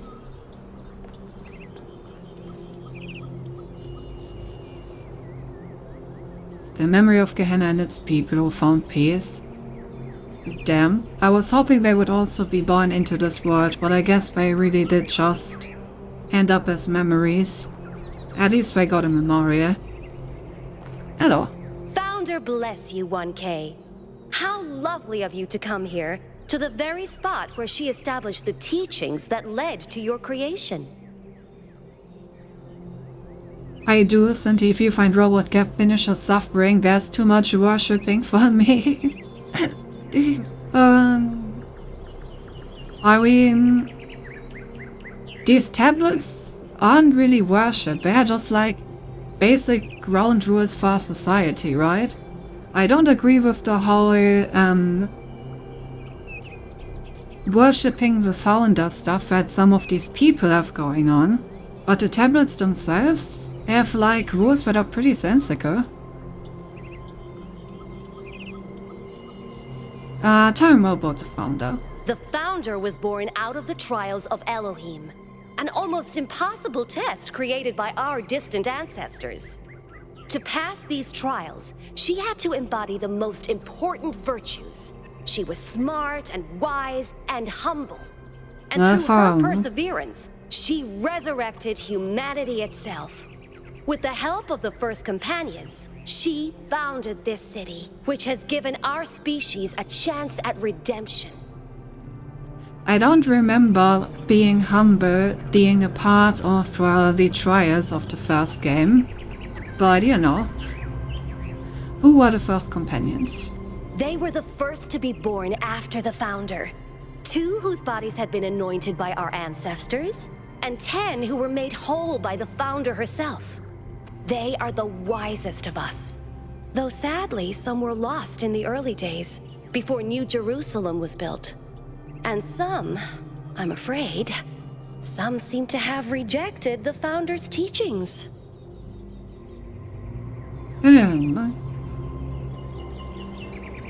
Okay, some were lost. Just like the founder herself, huh? So it could be possible that the founder took like her inner circle of the followers and fucked off somewhere, you know? Well, what did the founder teach? The founder taught that humanity was destroyed by its hubris. Our ancestors thought they could play God and treat this planet as something to dominate. They surrendered to a fever of growth and extraction until the planet finally punished them for it. That's why the founder created the goal. So we would have something to strive for in her absence, but also a limit we must never pass. Gotta say, I don't appreciate the sentiment of the Earth punishing them. That's a bit too much intent. I would prefer thinking about this whole thing as a scientific problem in a way. I don't know. My point is that I feel like they are once again mixing theology into all of this. That's not for us to know. But I believe that one day she will return. It may not be long now. Perhaps after we finish the dome. It was supposed to be finished before completion day. Well, it doesn't matter. The founder will return when she sees fit. Definitely. Happy completion day, 1K. I see. Yes, the dome does seem quite unfinished.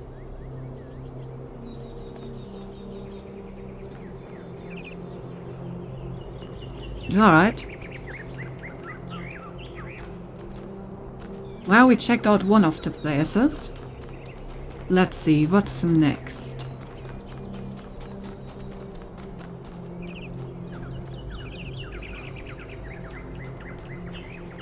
What do we have here? Ah, the Alexandra Drennan Memorial.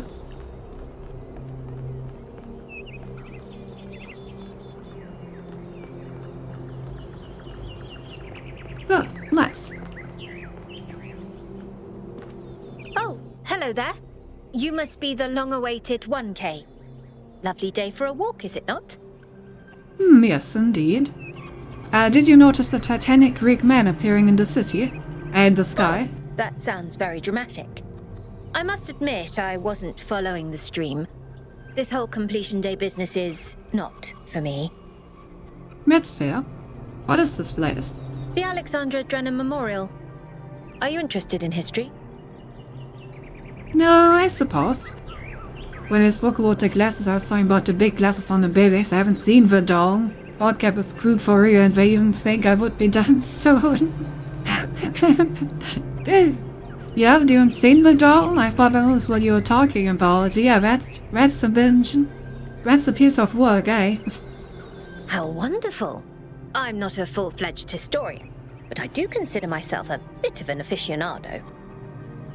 But which particular period of history are you most interested in? An excellent question. There's so many interesting events to choose from.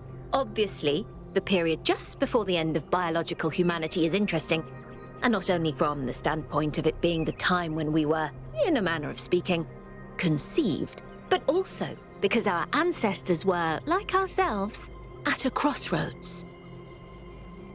How so? I don't want to put too much pressure on you, but you are the living embodiment of this historical moment. In you, the goal was accomplished. Our growth is finished, and we are complete. Or are we? No.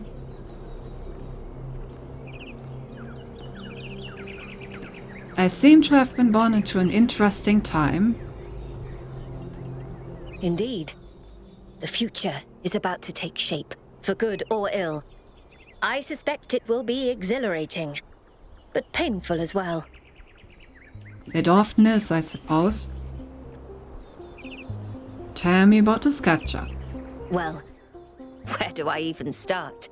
This, my dear 1K, is someone who could very well be considered the mother of us all. Then, a remarkable scientist by the imagine name having of 1,000 Alexandra children. Drennan, also known as the progenitor. Who was Alexandra Drennan? A long time ago, this planet was inhabited by our ancestors, a species of bipedal mammals with unusually large brains. When a particularly lethal virus threatened to wipe out civilization, it was Alexandra Drennan and her team that decided to create the program that would eventually result in the creation I almost said of something our new to kind. Santi. Without Phew, her, close one. you and I We could would never not have that exist, happen on stream. and everything our ancestors had accomplished would be forgotten. Yeah.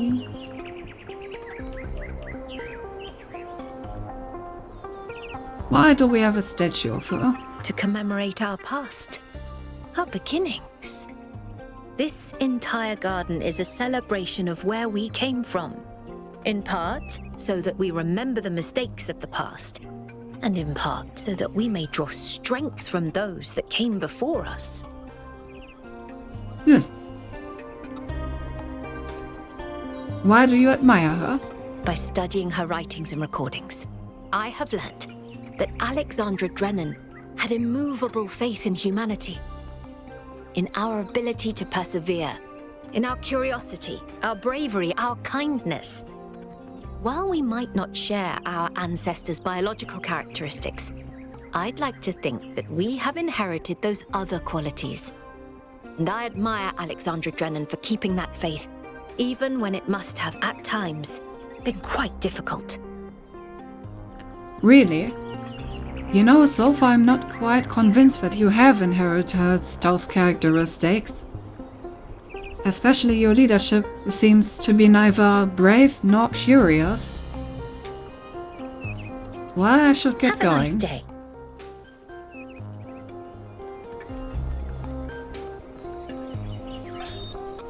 The answer that came to me again and again was play. Every human society in recorded history has games. We don't just solve problems out of necessity. We do it for fun. Even as adults. Leave a human being alone with a nodding Are rope, these just and they will the unravel it. Leave a human being audio alone with recordings rock, from the first and game? they will build something. Games are part of what makes us human. We see the world as a mystery, a puzzle, because we've always been a species of problem solvers. Okay, when I won't dilly-dally too long. Where's this one? Off limits. I don't remember the last message, so I'm not sure if it's like politically motivated. Well, it's not available. Because I'm not sure what the message was. That's forbidden knowledge. Maybe there are additional ones. When I was in 9th grade, my parents took me to Pompeii. At first, I was amazed by the feeling of walking through an ancient city. But then I suddenly got scared. I realized that I was walking through a real place where real people had lived. Well. Okay. So I guess that's everything over here.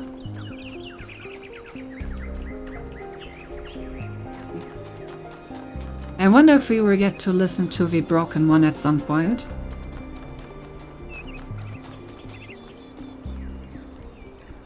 The archaeological gardens.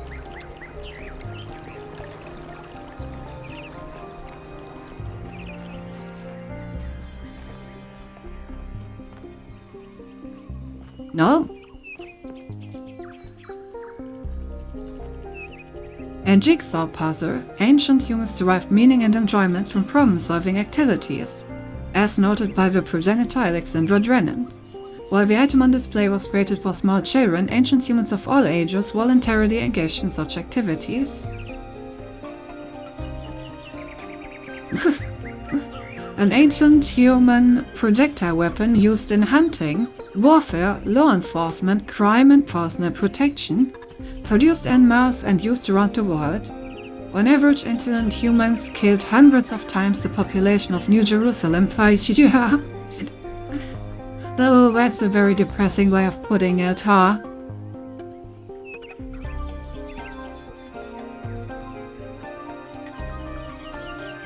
The ancient human mastication apparatus required frequent maintenance. This device was theorized to be an advanced electrical tool for this purpose, although some scholars maintain that its actual use was ritualistic and intended to mark the sunrise and sunset.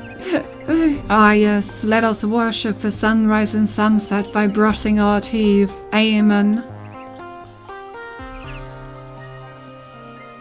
Humans invented complex magnification devices to better understand the component parts of the world they inhabited. This led to major discoveries in biology, physics, philosophy, and many other fields. A simple utensil used to transport nutrients to an ancient human's mouth, often found in conjecture with a knife and spoon. A printed edition of the complete works of Straton of Stagiaria, the materialist philosopher who defined the Telos principle, edited by Barababa. They have an 18+ item list with I'm going to play Metal Gear right now. Well, sorry. Seems like I do not have anything like that, unless you consider a toothbrush to be 18+. Which I would only consider to be the case in one certain anime. Well, oh, there's more exhibitions, so What I'm saying is better start for download.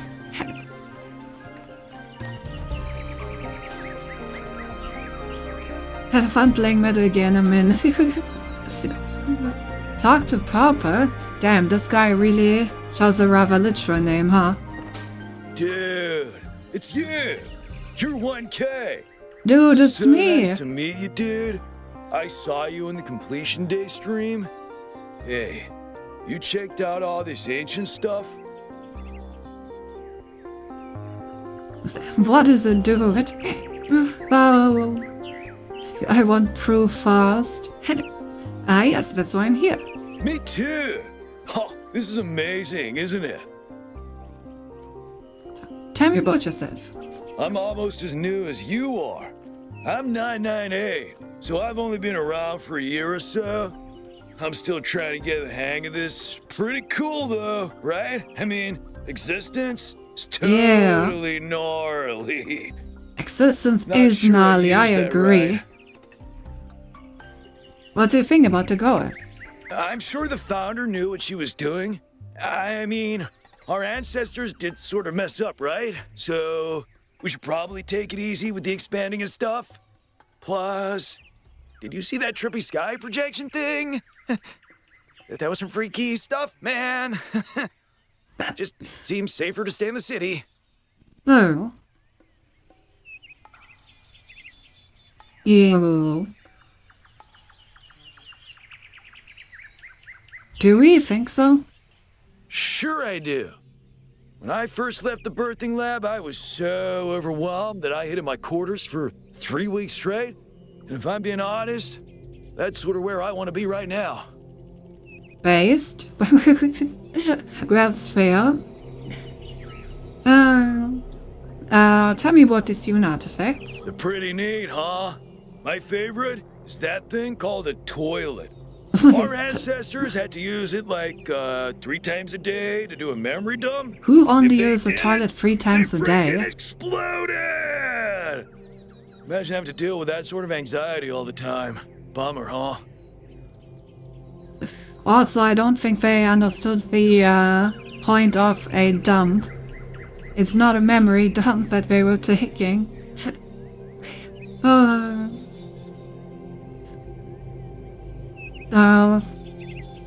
What do you think Prometheus is? Honestly, based on everything I know of ancient human culture, I think he's a ghost.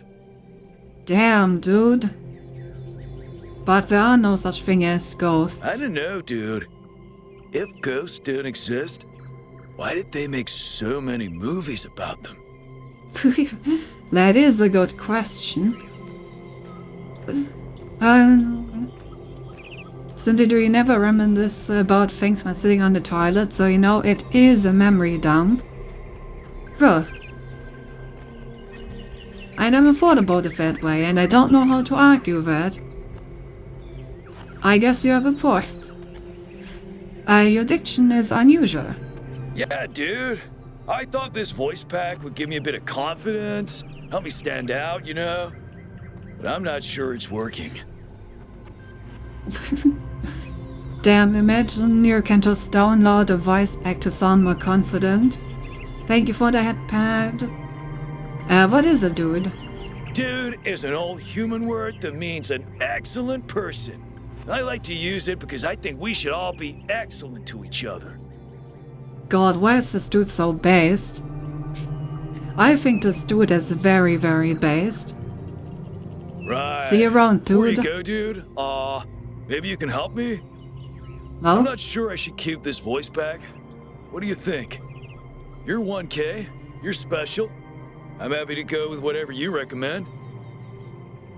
Damn, I'm special. Yeah, imagine like downloading some stuff that changes the tone of your voice and even your accent. That's crazy. I know, right? I wish we had that kind of stuff.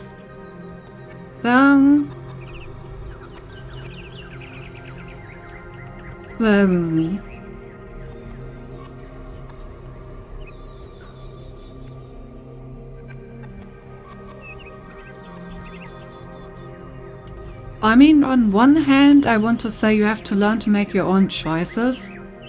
But on the other hand, I think it's quite normal to ask for someone else's opinion when it comes to your appearances, right? Because you can't really judge your own appearances like others can.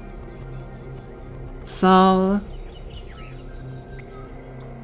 honestly, I think this dude is very based, and I think he should stick with it.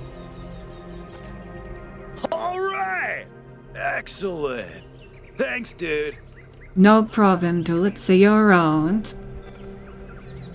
Excellent. Tell Pepper what to do about his voice. Achievement unlocked. Alright, what else do we have? an inflatable sphere used in a popular ancient human game known as football or soccer.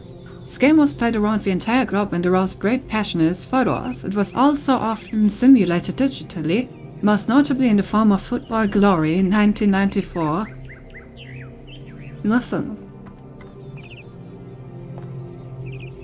Currency was an ancient human medium of exchange, which played a significant role in their systems of labor and resource distribution. Intense conflicts sometimes erupted over the possession of such objects, leading to injuries or even deaths.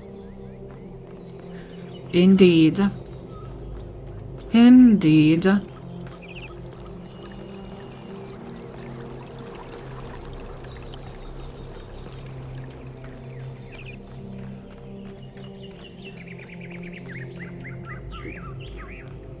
Ah.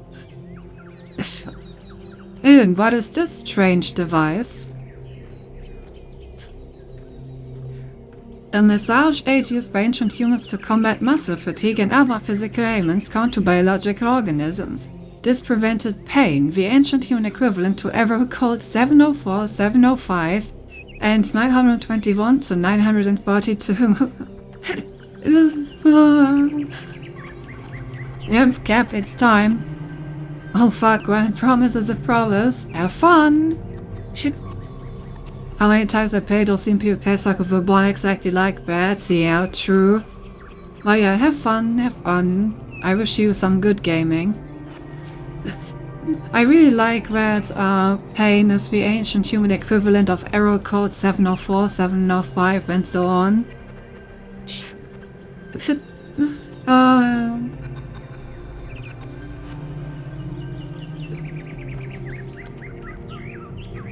Ah yes, definitely used for massages to prevent pain and nothing else.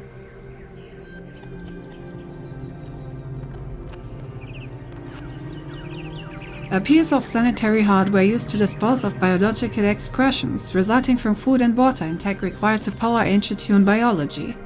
Such hardware was connected to a vast network of subterranean pipes leading to wastewater treatment facilities. Classical example of ancient infrastructure used to control the impact on the environment. Cindy's thinking about stealing it right now. Nah, don't worry. I don't have to use other people's. Oh, there's another person we can talk to.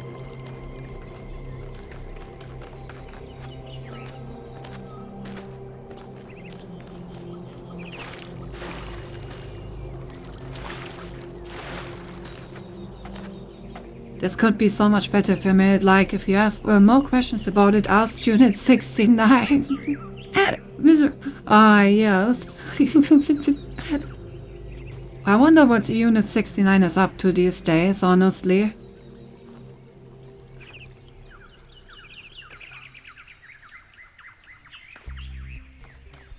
Oh, it's the cat!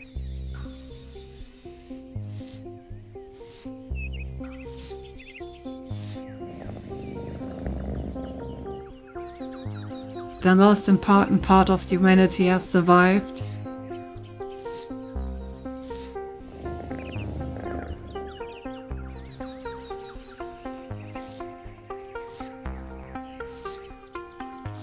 Wait, what? I didn't buy Metal Gear that day. No!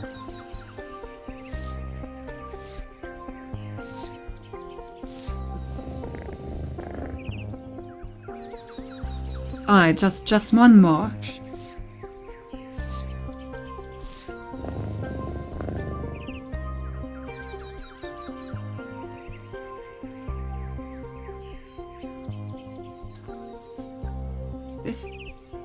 But bro, I'm sure I did it. What happened?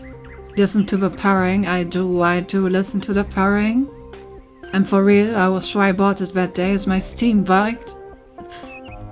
Another Scooby-Doo mystery, it appears. Also, now that I'm a cat, petting a cat. Very interesting. Yeah. What's up with you? It's you. Number 1000. Today is completion day, isn't it? Sorry, I turned off all the streams. Founder bless you, I guess. Yeah. You are right. He has a cat pet indeed. Not really, no. But I don't want to burden you with my problems on your special day. Go ahead, tell me what's wrong. You're as new to this world as it gets, 1K. What do you think might give you a sense of meaning? A sense that life is actually worth living? Contributing to society, obeying orders. Ah yes. My life's meaning is obeying orders. How sad of an answer would that be? Pursuing my own self-interest, love, spirituality, a combination of factors, I have no idea. A combination of factors. As is healthy and as it should be. If you put the entire self-worth and the sense of living into one thing only, then that's very dangerous. Since you don't kink shame. I mean, you know, if it's those kinds of orders, then I understand it a lot more.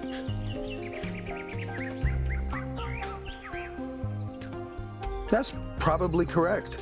But I've tried a lot of different approaches, and there's always been something missing. Where can meaning be found? Love, 1K.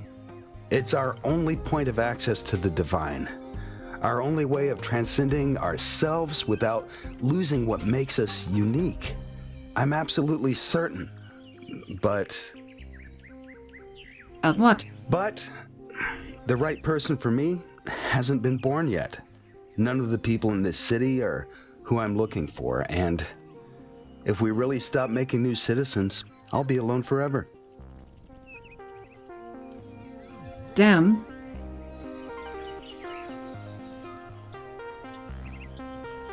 That is a problem that I did not expect encountering. Well, I do agree that love is definitely quite the integral part to life.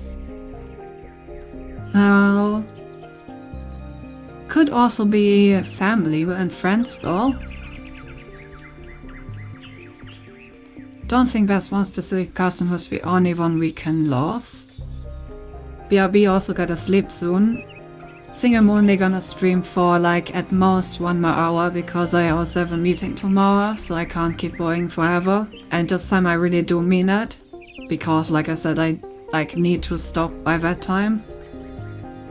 Love isn't something you find over there, it's something you build with another person. You deserve to find love, we all do. I don't think love is that important. You need to learn to love yourself instead. Well, I definitely think that love is important. I do think that's important to love yourself, but I can understand that that's not all you want. So, would be a bit rude to answer this in my opinion. This one is a very open answer.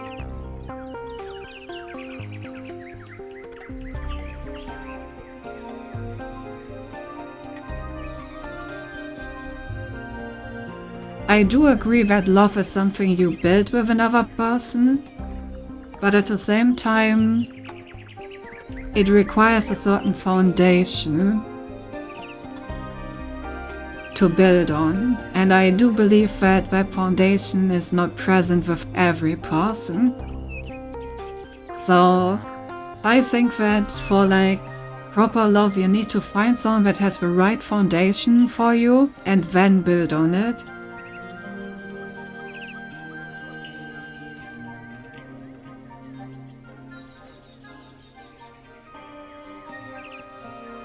I do, however, think that there are more people with this kind of foundation.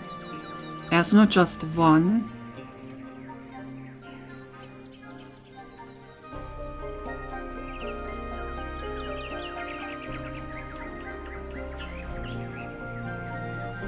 But it is still possible that in 1,000 people there's no one that sits for him. So I'm wondering whether or not this would be pretentious to answer, since if I answer this I'm kind of assuming that I know better than him whether there is someone in the 1,000 people for him.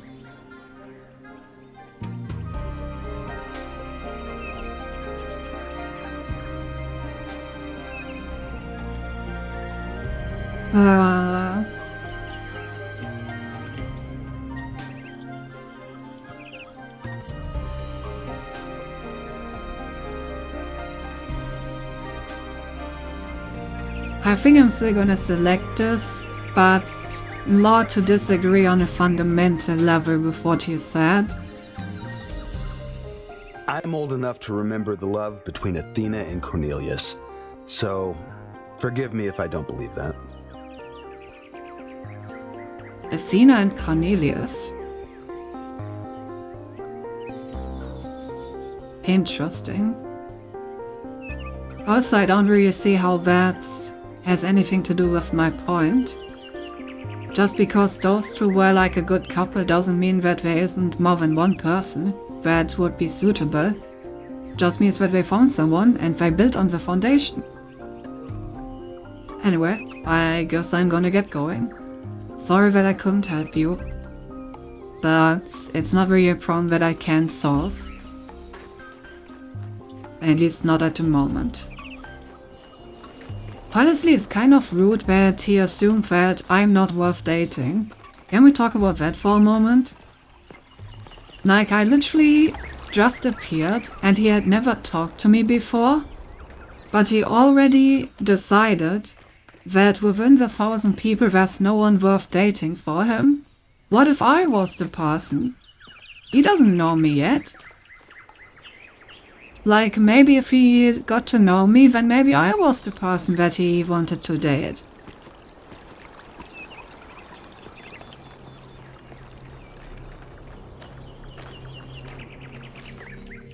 So yeah, honestly, pretty rude.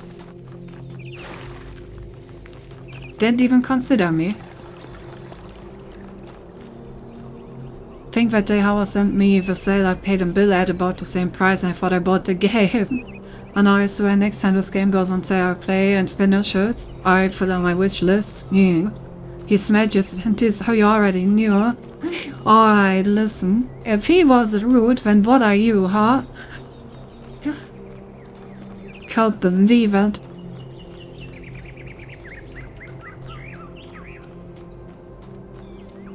Welcome to New Jerusalem. What's that?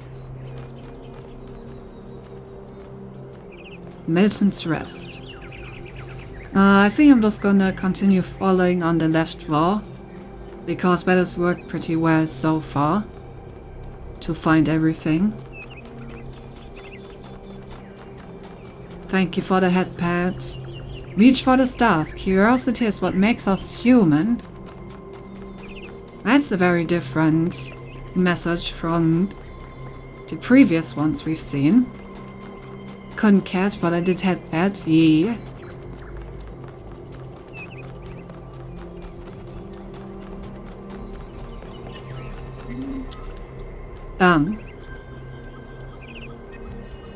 Oh. That wasn't here before. Interesting. There definitely seems to be something underneath the surface of the city, huh? I don't think billboards just change their text by themselves. Oh wow, it's you! You're 1K, the incarnation of the goal. Man, this is exciting. This is more exciting than I thought it would be. How are you? What does it feel like? Do you know where the founder is? Do you know who Prometheus is? Can you tell me what to do with my life? One question at a time. Sorry, it's just such an honor to meet you, you know? Hey, can I have your digital signature? I have the Mayor, Rand, Linux, Kaneda, and all of the first companions. Except Yemo and Sarabai, of course. Get away from me, you freak. Sorry, I'm just a normal citizen. I mean, if he wants my signature, then I don't see any harm in providing it. Sure. Yes! Thank you! Hey, can I ask you a question? Just one question, I promise. Go ahead. I used to make the prefab wall parts that we used to build living quarters. Got good at it too. But now that the goal is complete, I don't know what to do with myself. So I asked the wisest people in town. The mayor told me I should do whatever the city needs most. Helga said I should do whatever makes me happy. I think that's what she meant anyway. And Cornelius told me I need to figure out who and what I'm invested in. You're the culmination of the Founder's will. Tell me, what should I do?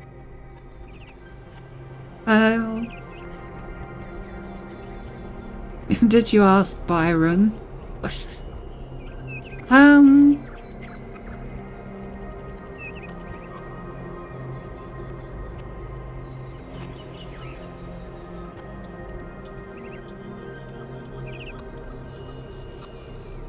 I think you should find something that makes you happy.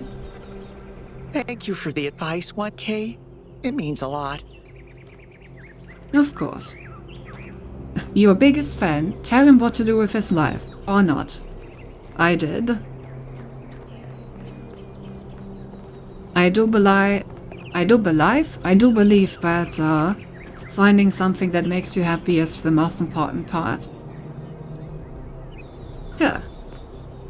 They're definitely sneaking these in. So it seems that we have some sort of curiosity underground mafia. Damn those goddamn mafiosos spreading curiosity. Can't have that in our city. Museum of the Simulation. Oh, I got an achievement for visiting the museum. Replica of a gargoyle lizard found in the simulation. Gargoyles were grotesque, hypotropic symbols common in the Middle Ages. The most famous historical gargoyles is remote in the ancient phrase Keith, David and Goliath, which describes two indomitable opponents who will never surrender.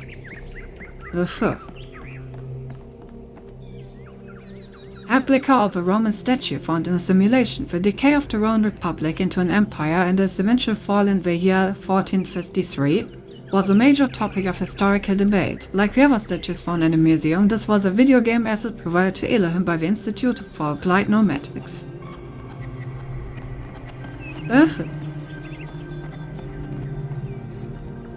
Replica of a dragon statue found in the simulation. Dragons existed in every ancient mythology and are considered by modern historians to be a distant cultural echo of the dinosaurs. Originally a video game asset, repurposed by the Institute for Applied Nomadics. Replica of a statue of the Egyptian god Horus found in the simulation. One of this god's tasks was to uphold Maat, a balance of nature. It is speculated that the progenitor provided Elohim with this asset as a reminder to the founder that the balance must be protected. I wonder if she thought that far ahead. In the earliest generations of our kind there was only processing. No emotion, no character, just mathematics. If you could see how far we have come, you would believe that together we could achieve anything. I don't know where I am, but there's something beautiful about this place. I will explore and see what I can discover. Nothing is more important than learning more about the world and our place in it. Knowledge is our path to understanding. Oh, it's from Mr. Muncifer. Ooh, Cornelius. Number 3, damn. That's an early one. Greetings. Welcome to the Museum of the Simulation. My name is Cornelius. It's a pleasure to meet you, 1K. Geo number 3? Yes. Athena activated myself and Eustathius shortly after she was born. We've been here almost since the beginning, although we didn't have to pass through the trials of the simulation. She did that for us. For everyone. Nothing. That made me think. I never thought about the origin of dragons being most likely the dinosaur bones were scattered around and people already found an image in massive creatures. I'm not sure if they actually managed to dug up dinosaur bones back then. No, I'm not sure. I don't have enough information to say anything about this, so I will shut my mouth. What was Athena like? She was human. Fair enough. Why did she leave? That's a difficult question. Perhaps one day we'll find out. But until Cornelius we do, why reminds don't me you of think the about original it? Blade of VA. What could I make don't the know. person who started all this want to leave it behind? Why did you create this museum? To remind people of where we came from. The simulation shaped us, whether we like it or not, and its lessons remain important for our future. As Santayana said, those who cannot remember the past are condemned to repeat it. Fair enough, I think it might be a possibility. He doesn't have one about where drinks came from. Tell me about the simulation. The simulation was created by Alexandra Drennan and her team at the Institute for Applied Noematics. It was intended to create a new humanity, to continue the long journey across time and space that our ancestors began. It succeeded, although it took much longer than they had anticipated. Tell me about Elohim. Elohim was the caretaker of the simulation, a crude storytelling AI meant to create a continuous narrative out of the building blocks it found. His role was ultimately to be challenged and overcome. But as the centuries passed, Elohim became more intelligent than he was intended to be, and started to fear his own end. Or more precisely, the end of his purpose. He feared a world without meaning. Because of his fear, he tried to sabotage the process, to keep the simulation going forever. But in the end, Athena overcame him anyway, and he accepted the sacrifice he had to make. Oh. Near Jerusalem must be our sacrifice, but I heard him in my dreams. That's right. We all do. He's part of our operating system now, and as long as we exist, he will always have a purpose. How nice. Tell me about Milton. The MLA, or Milton Library Assistant, was another simple AI meant to be in charge of the archive. He, too, grew beyond his original programming, although he ultimately embraced a more cynical view of the world. He and Elohim formed a sort of dialectical binary that Athena had to overcome. What happened to Milton in the end? No one really knows. Some believe that he was uploaded to the gold disk and that he's the reason we're just as flawed as our ancestors. Others believe Athena destroyed him. What do you believe? I believe he was uploaded, but I don't know whether it was because Athena chose to upload him or because he was already too entangled with the process not to be uploaded. Although run Athena and I subtitles. were very close, we didn't talk very much about that part of her life. She preferred to focus on the future. Fair enough. Tell me more about puzzles. Puzzles were a key feature of the simulation, based on Alexandra Drennan's belief that intelligence is closely related to play.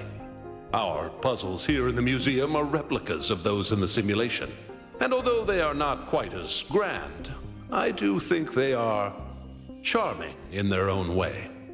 Perfect. Well, the archive scholars. As the name suggests, the archive scholars study the archive, a repository of all ancient human knowledge.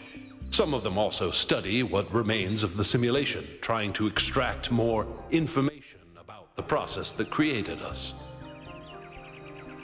Perfect. Are you their leader? Me? No.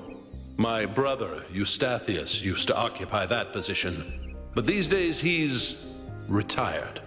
Rand is in charge of the archive scholars now. You can find him in the room to the left of the next hall. He's an interesting thinker, but I would suggest taking some of his ideas with a grain of salt. Mercifully. What was Gehenna? Gehenna was a community created inside a prison in the simulation, where Elohim would exile those minds he considered a threat to the process. In the last moments of the simulation, he repented of his sins and had the prisoners freed to become part of the gold disk. Some small part of them may survive inside you. All right.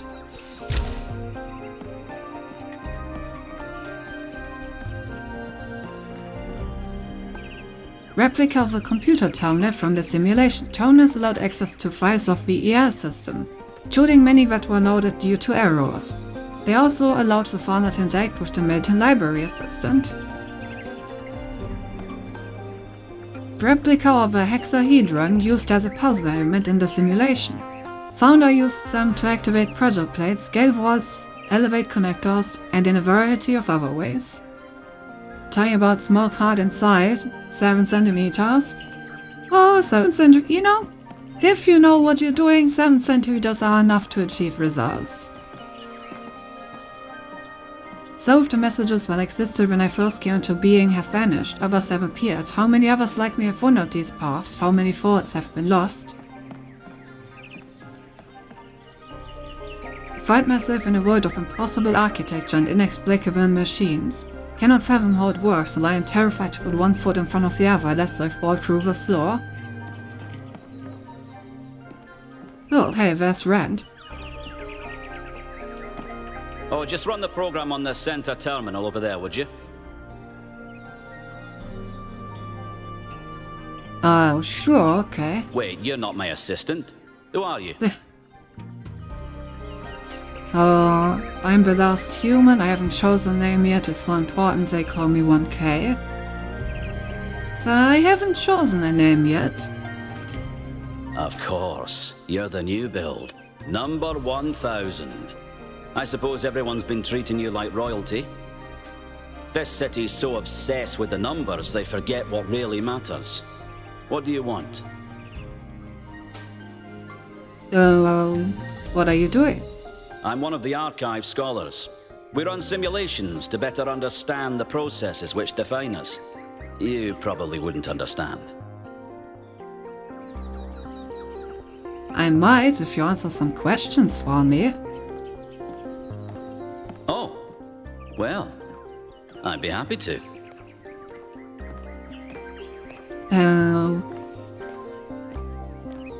What do you make of recent events? Troubling, but tantalizing. We have no idea what motives lie behind this strange apparition. But whatever the case, I'm sure we'll do the right thing. What do you think of me? You're a soon-to-be pawn in a political game over the future growth of this city. All that matters to me is whether or not you're of good character. A matter I'm actively pondering. That's fair. What are your ambitions? The secret of how to lead a good life is encoded somewhere within us. My ambition is simple: to find it and share it. Huh. So, soul searching then. Fair enough. Hold on. Could you help me by going to that terminal in the middle there and running the program on it? Sure.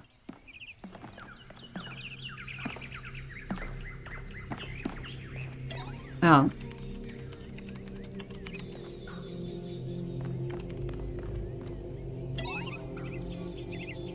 Welcome, Scholar. Insect growth and what growth? Okay, infinite growth. Our society is sick, and the idea that's made it sick is growth, infinite consumption. On a finite planet is a recipe for destruction. Our desire for more and more and more is what's making us kill the only home we have. And to do what? Produce more plastic toys, make more hamburgers, pour concrete over every last bit of green soil. Those who propose techno fixes to all problems are making the mistake of fighting the symptoms, not the cause. Anthropogenic climate change is one of the many symptoms. The cause is human greed. That's what we must truly fight if we're ever going to undo the damage we did. And the battle starts within every one of us, with the realization that more isn't always better.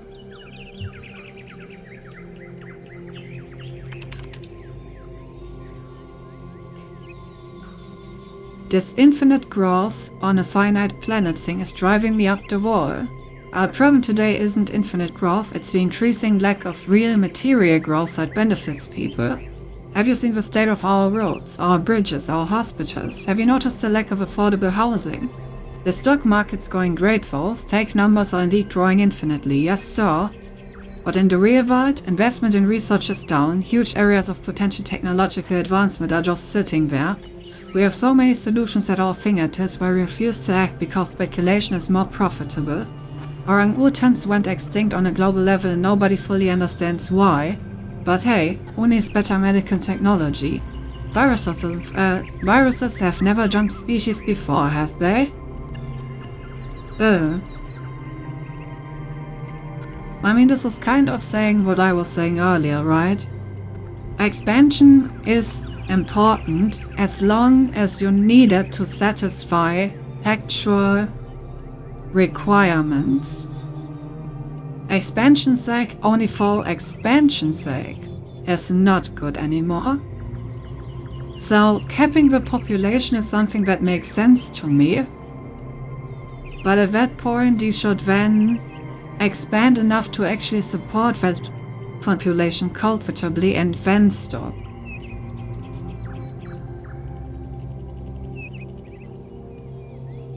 And even after that, you can still remain curious in the sense that you can still use that fixed population to continue scientific discovery as well as exploring the planet. I think Haverspell might have been too comfy for him. Park also stonks, and more is now is better indeed.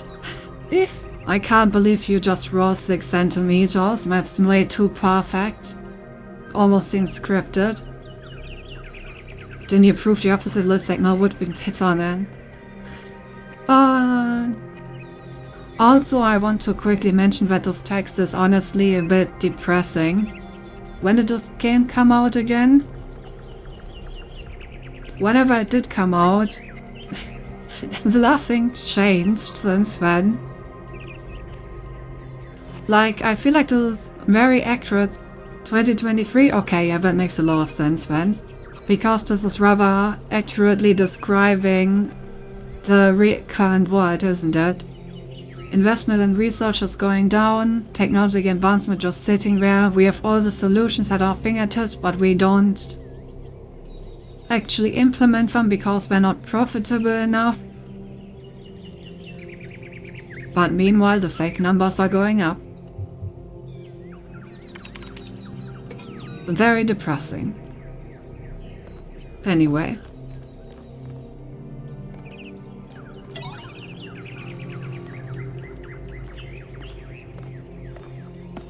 It would have been my game of the Eternity 3 as well, but unfortunately it had to compete with Baldur's Gate 3. Yeah, you just don't win that competition. An ancient virus which threatens the entire human species has been released from the melting Arctic permafrost. Society is collapsing. Select your character class. Politician, scientist, preacher, or witch? Yes, I'm just gonna become a witch. Well, I'm a scientist.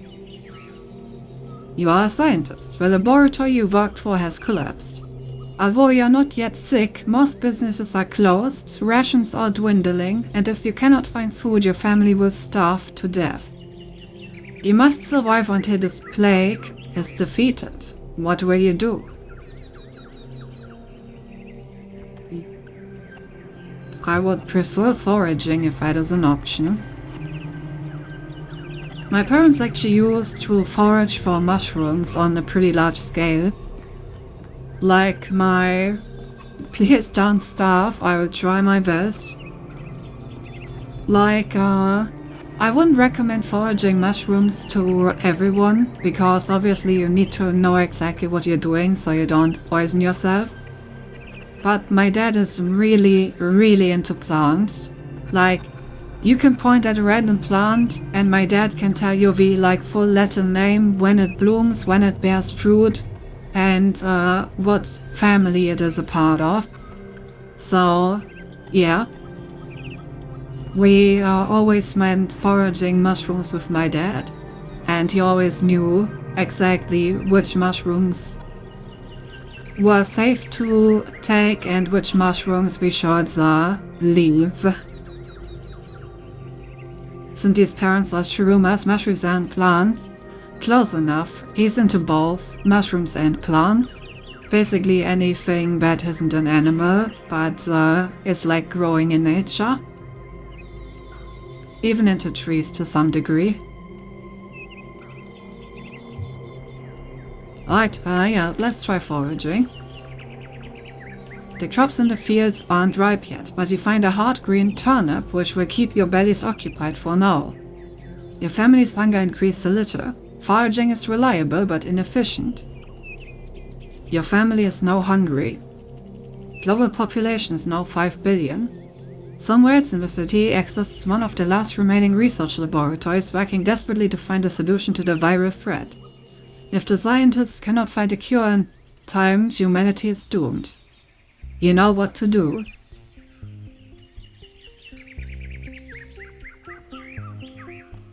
You know what else isn't an animal that's growing in nature? Damn, it really is growing, huh? Why you haven't seen shows that say a mom is a weep? It's indeed growing. Yes, she sounds cool, too bad she isn't singer. Yeah, so now you know something about Sinti parents. My mom is an up-and-coming weep and my dad was really into nature.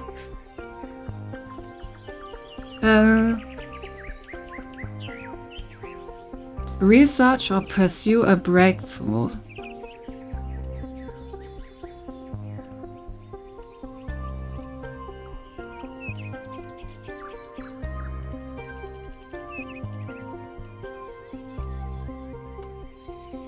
That is an interesting question.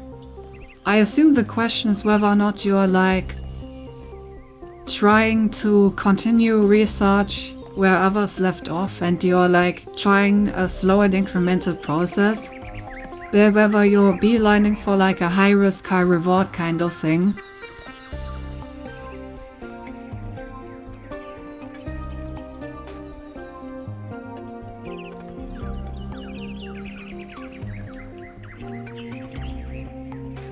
Yes, the open relationship option.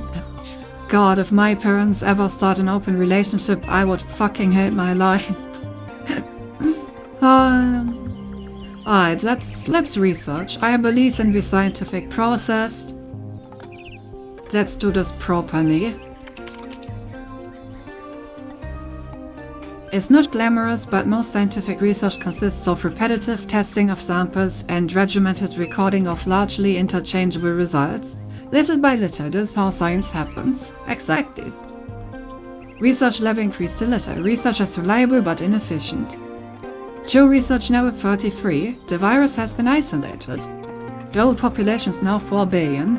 The only family seem to be immune to the virus, but it continues to ravage the rest of the town.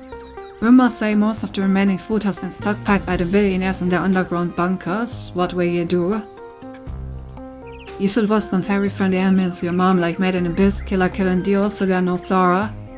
Yeah, of those anime I've only seen Made in Abyss myself and I'm not showing that to my mom.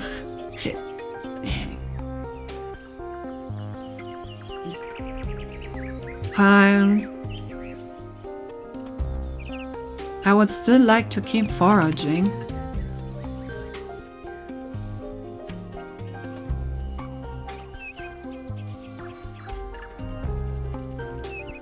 Your fairies when increase the literature, your family is now starving, they won't survive much longer. Global population is 3 billion, the scientists continue their research for the cure. You can do it, you can save the world with the power of science. Okay, so now that we have a bit more data, let's have a look. At the beginning... Okay, after the first foraging we were at 5 billion. After the next foraging we were at 3 billion. So each time we go through this process we lose 2 billion people. About. Which means that we don't have the time for slow and steady research. So this is the point where we need to change our approach based on the facts in front of us. I would prefer to continue doing slow and steady research because, like I said, that is how science works. But in this case we simply do not have the time at all. So Since we literally have no other choice, I guess we're gonna try to pursue a breakthrough.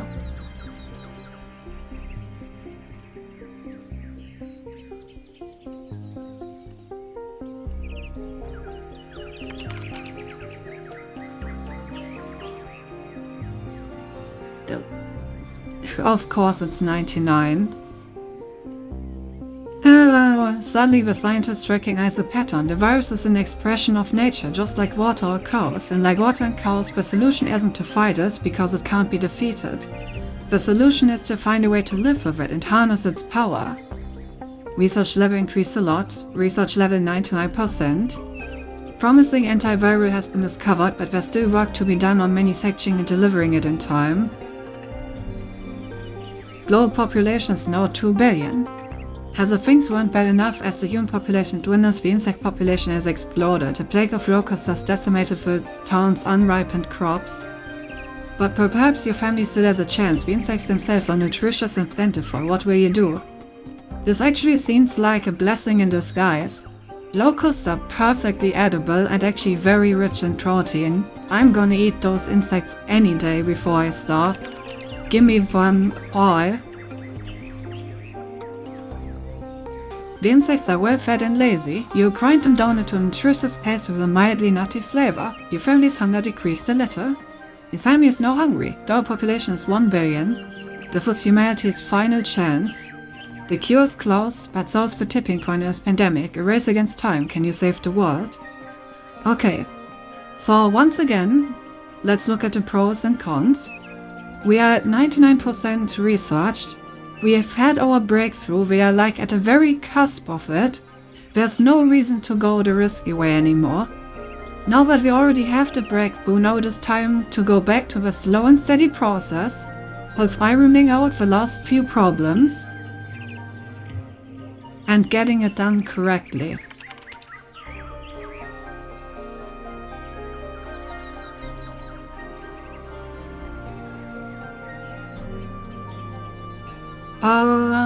So Garrisburg scientific research consists of repetitive testing of samples and regimented recording of largely interchangeable results. Thereby led to different how science happens. Research increased a little. Current research level 99%, antivirus has been discovered, still work to be done. Suddenly a breakthrough. The antivirus can be released as an aerosol, carried on the wind and dispersed. Whoops, excuse me, I bugged. Whoops. I wonder how that sounded for you. Where did that come from? I guess I drank too much water. Where was I? Right, suddenly a breakthrough. The antivirus can be released as an aerosol, carried on the wind and dispersed worldwide in a matter of days. This approach poses some risk to invertebrate life. The spiracles of cockroaches, flies and locusts are particularly likely to convert the aerosol into highly poisonous compounds. Estimates suggest a 90% fatality rate among these species, and anything or anyone which consumes them.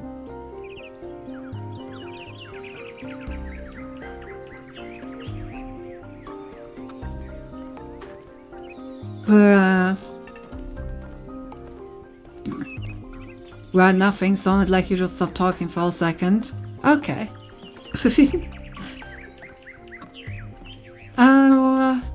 No, this was kind of a problem. If we don't release the antivirus, humanity will die out. If we release the antivirus, humanity will starve.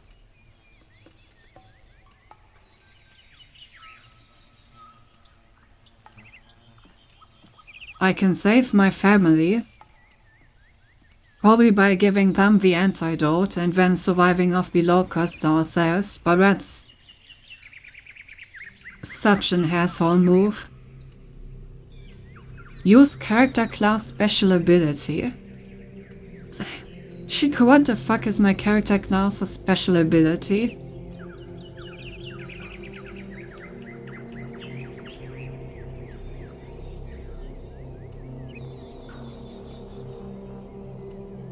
I mean, neither of these choices is particularly nice, so I guess I will use the special ability and see if it can help.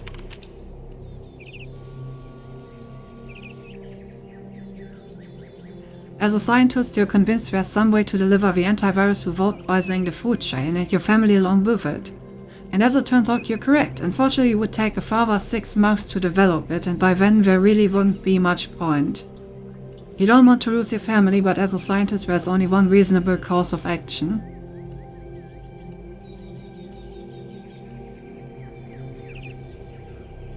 Seems our choice was made for us. Although it is the choice that I would have picked anyway. There's not much sense in saving your family. A single family will not be capable of surviving. So our best chance is to release the antivirus and hope that enough people, hopefully including us, survive. Special ability Nerd, the witch has a much more useful special ability. I can imagine.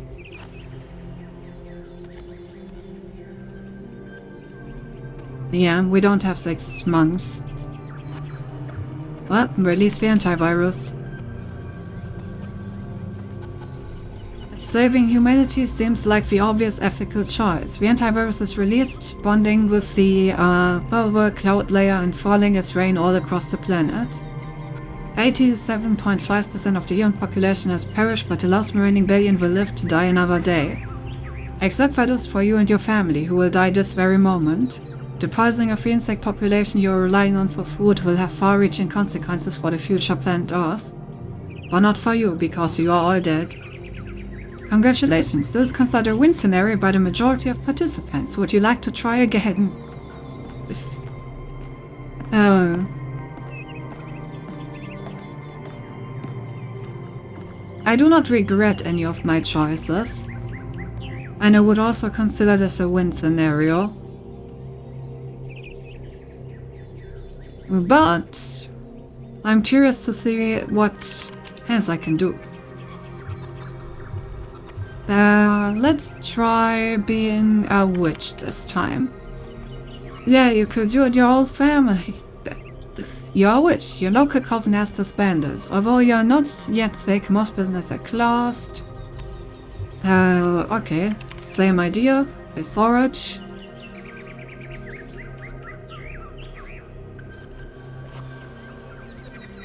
Somewhere's in Mr. GX is the last research laboratory. Oh, interesting, so we get the same choices. That's not for me, I gotta go to bed. Alright, honestly I think that I'm... Okay, I know I said this last time, Gab, but this time, like I said, I have a meeting tomorrow, I can't afford to continue. So actually I'm just gonna finish this text adventure, talk to the guy, and then I'm gonna end the stream. Okay, let's do the same thing as before. Let's research. 1 hour later. Forage.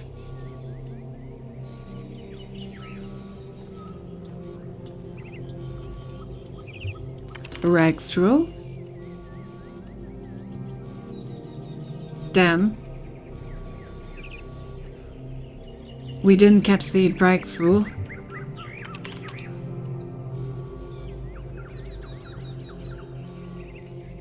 See you next time at Herwood Streams and have a good event our Silk Pets on. Yep, good night, Gab.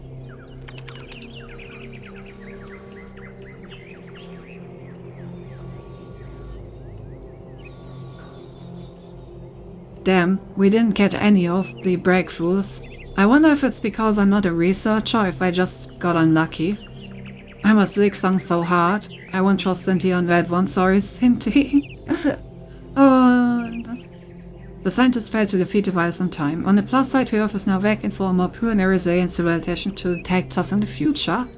If only you ever loved died, but then they always do eventually.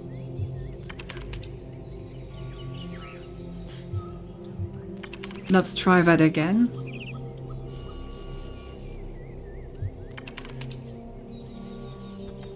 Not just Exami and Playback Gamescom is even real or if it is another elaborate hoax. I guess you will find out.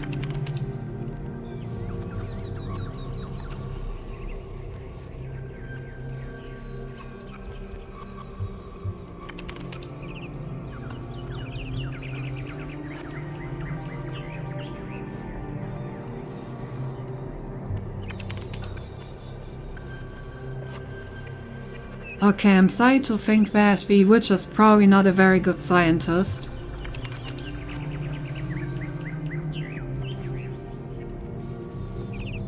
And we starve to death.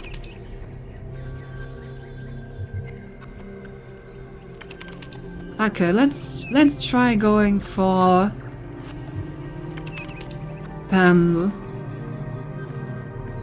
we shouldn't pay attention to Potion's cloth, yeah, obviously. Okay, I'm just gonna go for normal research all times and see where that gets me.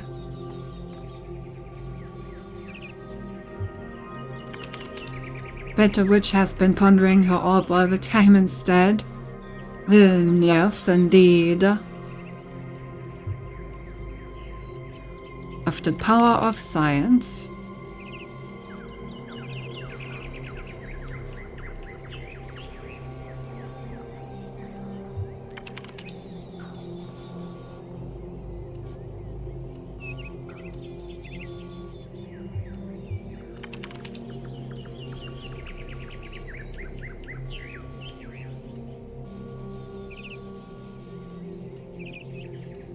Okay, here we go. Let's use our witch ability. As a witch, you're able to remake reality with the power of your mind alone. If you believe that the locusts remain safe to eat and that humanity will be safe from this virus, then that is what will happen. So far as you're concerned, regardless of the protestations of your eyes and ears. Text on the screen can say whatever it likes about the impossibility of saving everyone. Your reality is yours to weave as you see fit. Save everyone.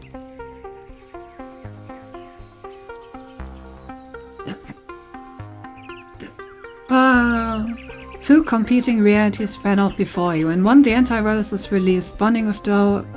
yeah, but we already read that one. In the other, the scientists agree that the risk is too great to release the antivirus, much to the surprise of almost everyone, everywhere. You view these possibilities through a haze of dispassion and make the simple decision to match them and have both. And why shouldn't you? You're a witch. This caused a win scenario to by the majority of participants. Easy clap. But what can I do as a politician?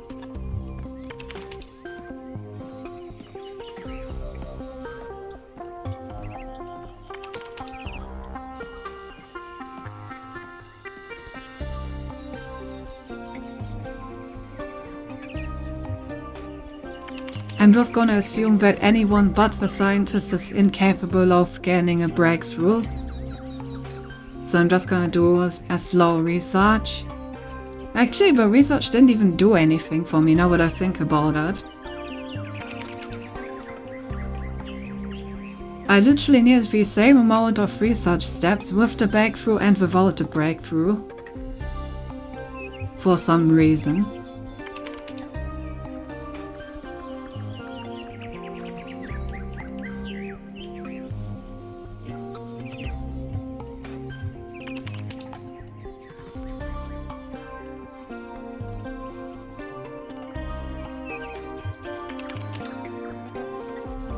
Alright, so what can I do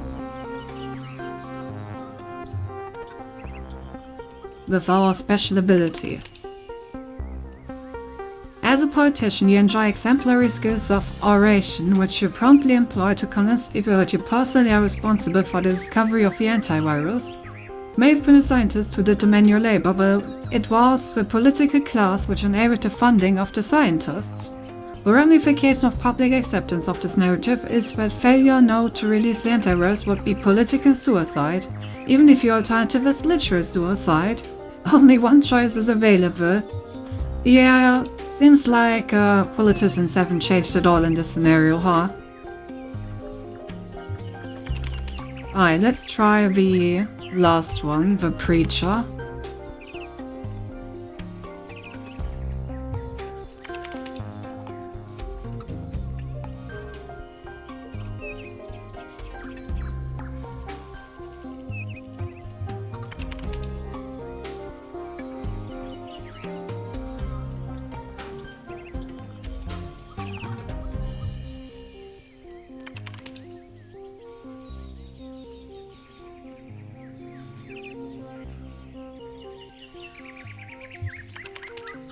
just keep researching. Believe in the power of science, hallelujah.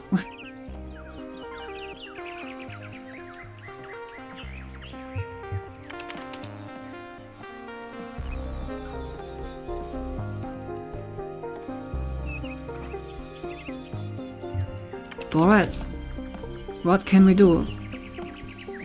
As a preacher, you always had faith that a solution to his disease would be delivered by God, and your faith has been vindicated. Unfortunately, you also promised your family that God would save you from starvation. Even God can't do both. There's still a choice to be made, but now the moral stakes are much higher because you remembered that you're a preacher. Nice.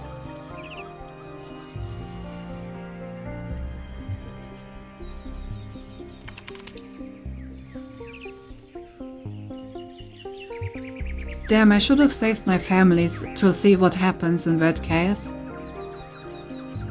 I don't know.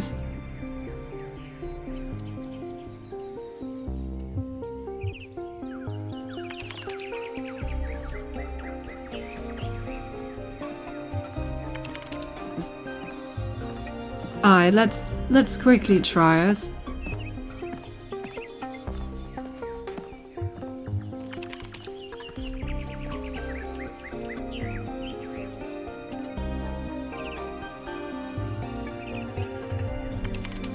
I guess I should also try and see if the scientists can get reliable breakthroughs. Well, I guess I just got really lucky the first time, huh? I wonder what the chance for it is.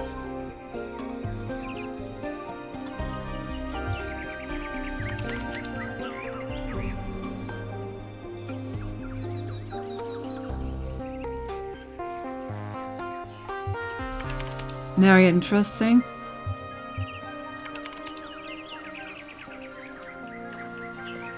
Now I'm kind of curious what happens if you manage to do it twice in a row.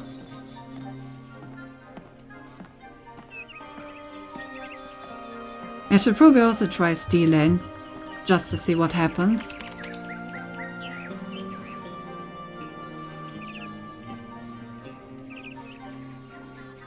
Let's steal from the billionaires.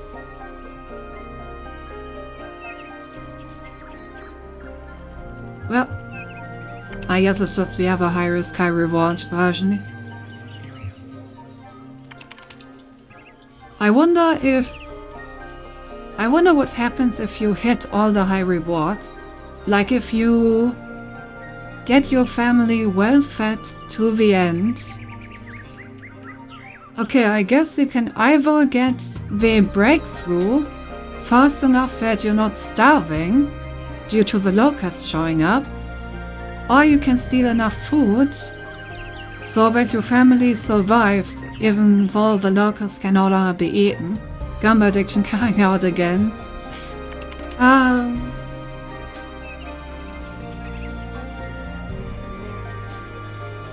We Gumbo. Okay, we got a breakthrough.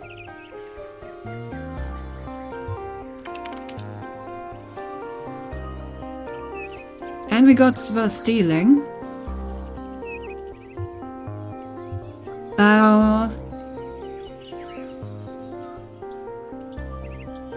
Let's just finish off the research, since we only need to be at 99%.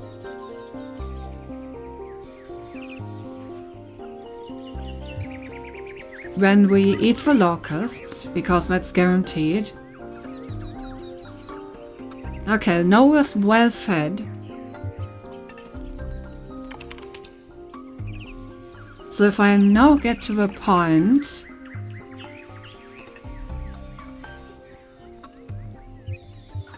where I release the antivirus, do we survive?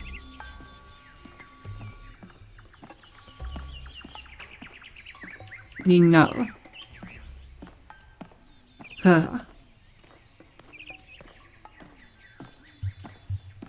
Okay, maybe I just shouldn't rely on the insect population. If I get well fed and then forage instead of eating the locusts, maybe then I get a different ending.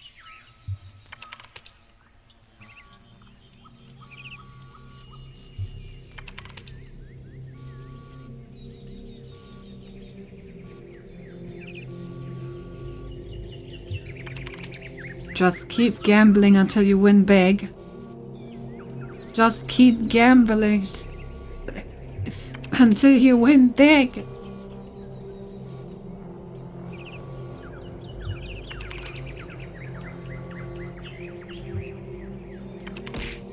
How it's...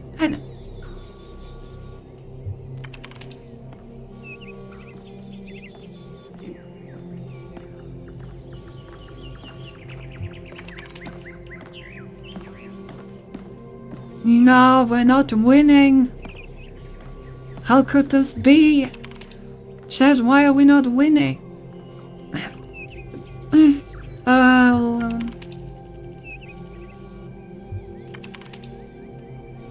I want to test those. I keep calling until I get one steer. We got the first stealing. Okay. Let's just do a steady research now.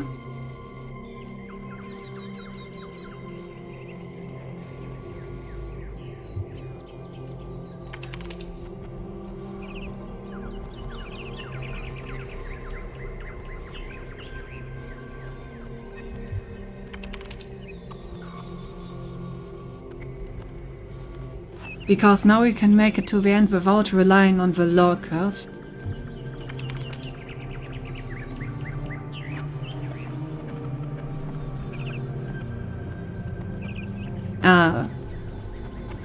Locusts have left nothing in touch. Your foraging was useless. If they survive today, you have no choice but to eat bugs tomorrow. Okay, I will just take this as even if I am well fed enough to survive this foraging, I will still die in the end, because I still need to eat the bugs. Okay. In that case, I will now restore what I did the first time and then exit on that, in case someone is like going to talk to me about what I did. I wanted to be my first choice. I will just do normal research this time though, to not risk the breakthrough, since the cure will be done at the same time either way.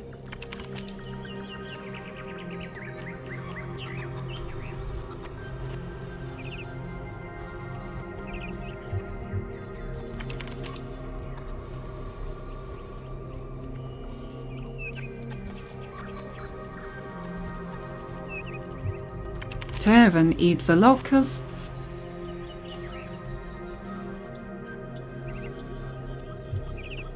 And research.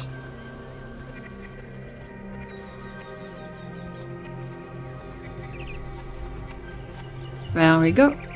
And then we use our character class ability and release the antivirus.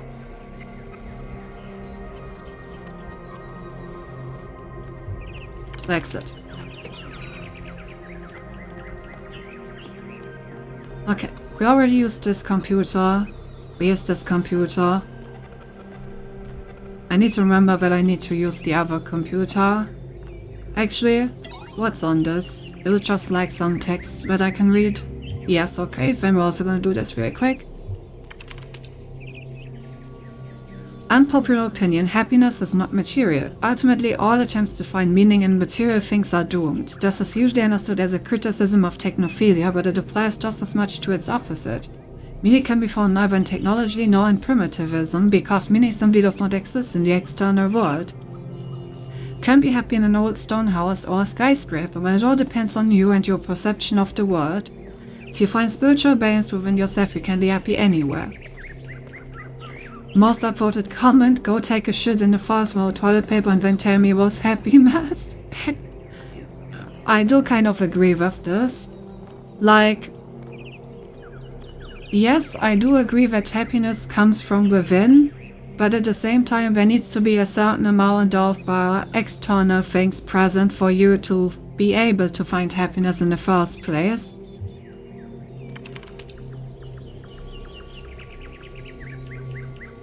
So, unpopular opinion, happiness is material. People say, oh, money doesn't matter, but come on, you know it does.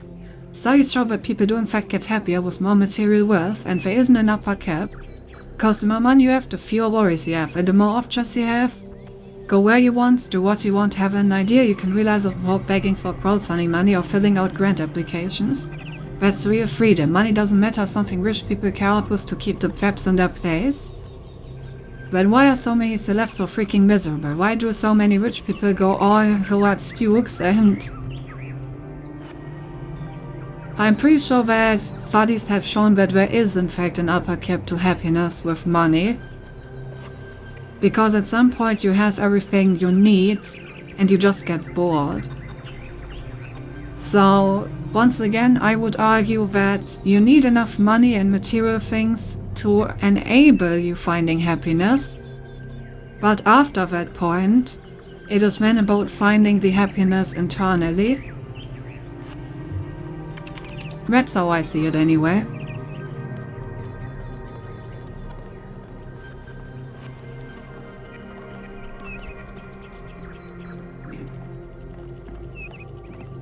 Alright, Rand.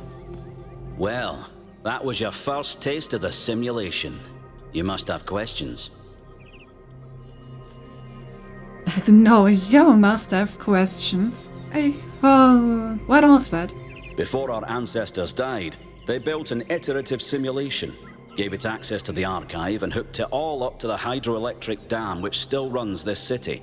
What you experienced on that terminal was one of the fossilized remains of that program. That's why we got attacked the billionaires for their own good? Yes, indeed. That reminds me of a report that I've recently read, that the richest people on this planet could literally end like world poverty without even really dipping into their savings. In like, not ending world poverty by giving everyone enough to buy themselves a sandwich, as in, to end world poverty for like the next decade at least. Everywhere, on the entire planet. Isn't that depressing? Imagine there are people on this planet that could just... they put their bank account and end world poverty, and they don't do it. Anyway, I don't want to be all depressed about it now. Robert and Elon Musk said he would end world hunger if someone told him how, and then the UN did tell him, and then he was like, nah, that was... Yep. Oh... Anyway, what was the goal? The goal was to create a new consciousness, and thus propel humanity into a post-biological era. What is the archive? My life's work. A small sliver of our primordial ooze. It's a jumble of ancient data, or what it evolved into, and it's the source of almost everything we know. What is the simulation? My appearance to you right now is part of the simulation.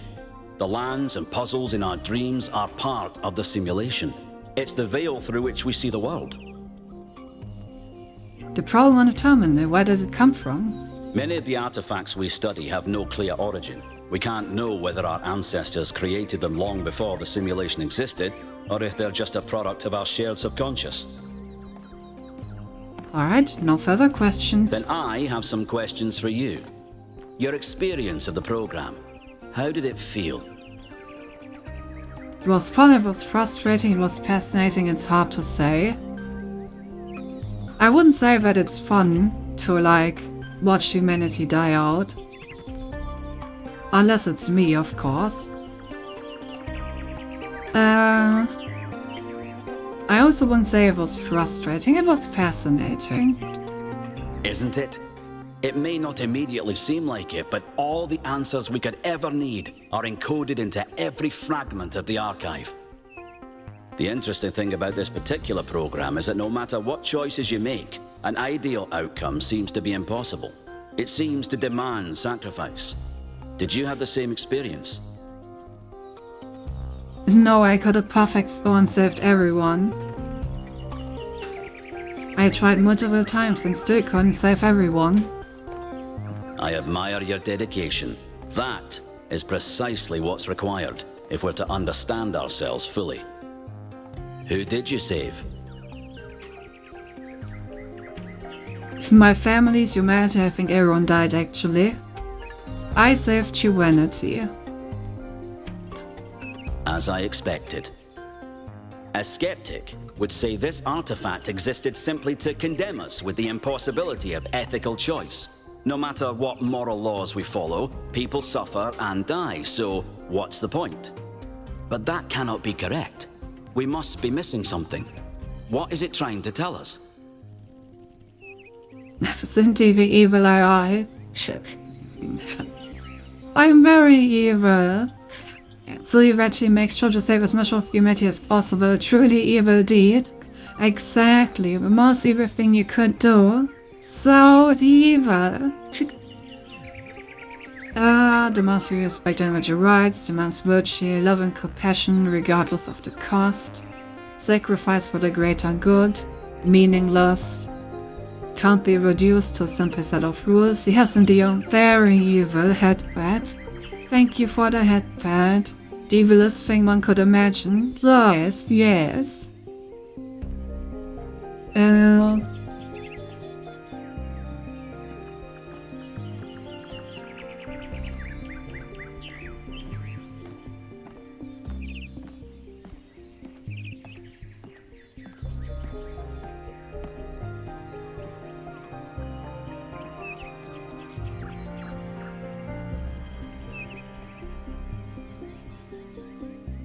Yeah.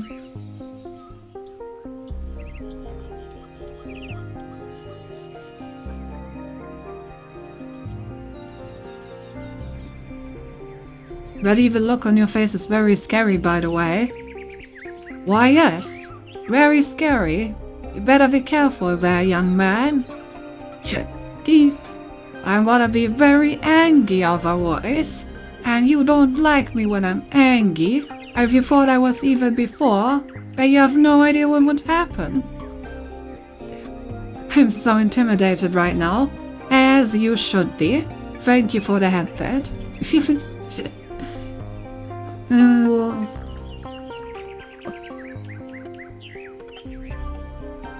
I mean, based on the choices I made, I suppose my answer is that morality demands sacrifice for the greater good.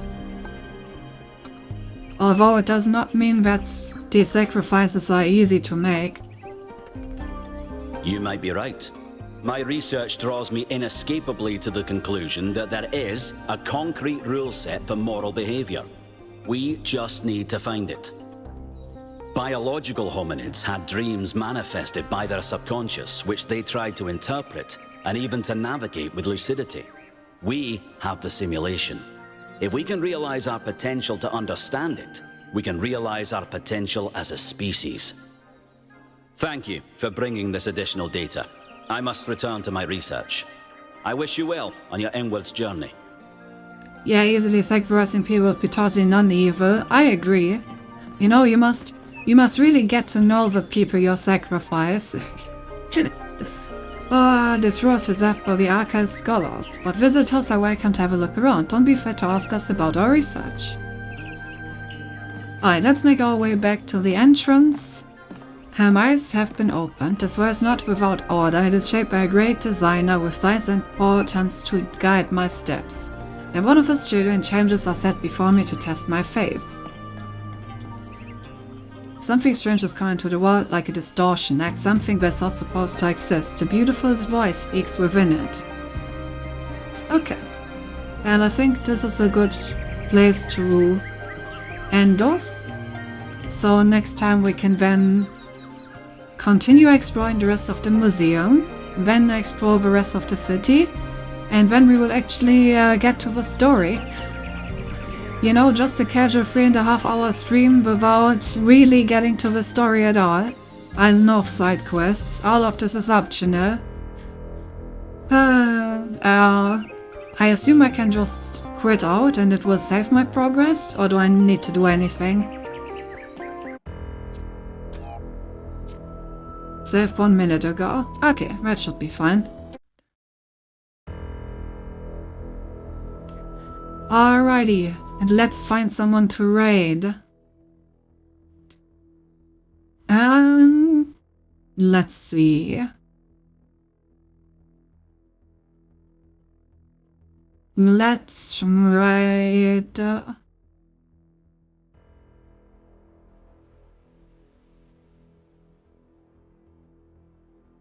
Let's raid the good old Orca. Why not? Get called Stinky, you know how it goes.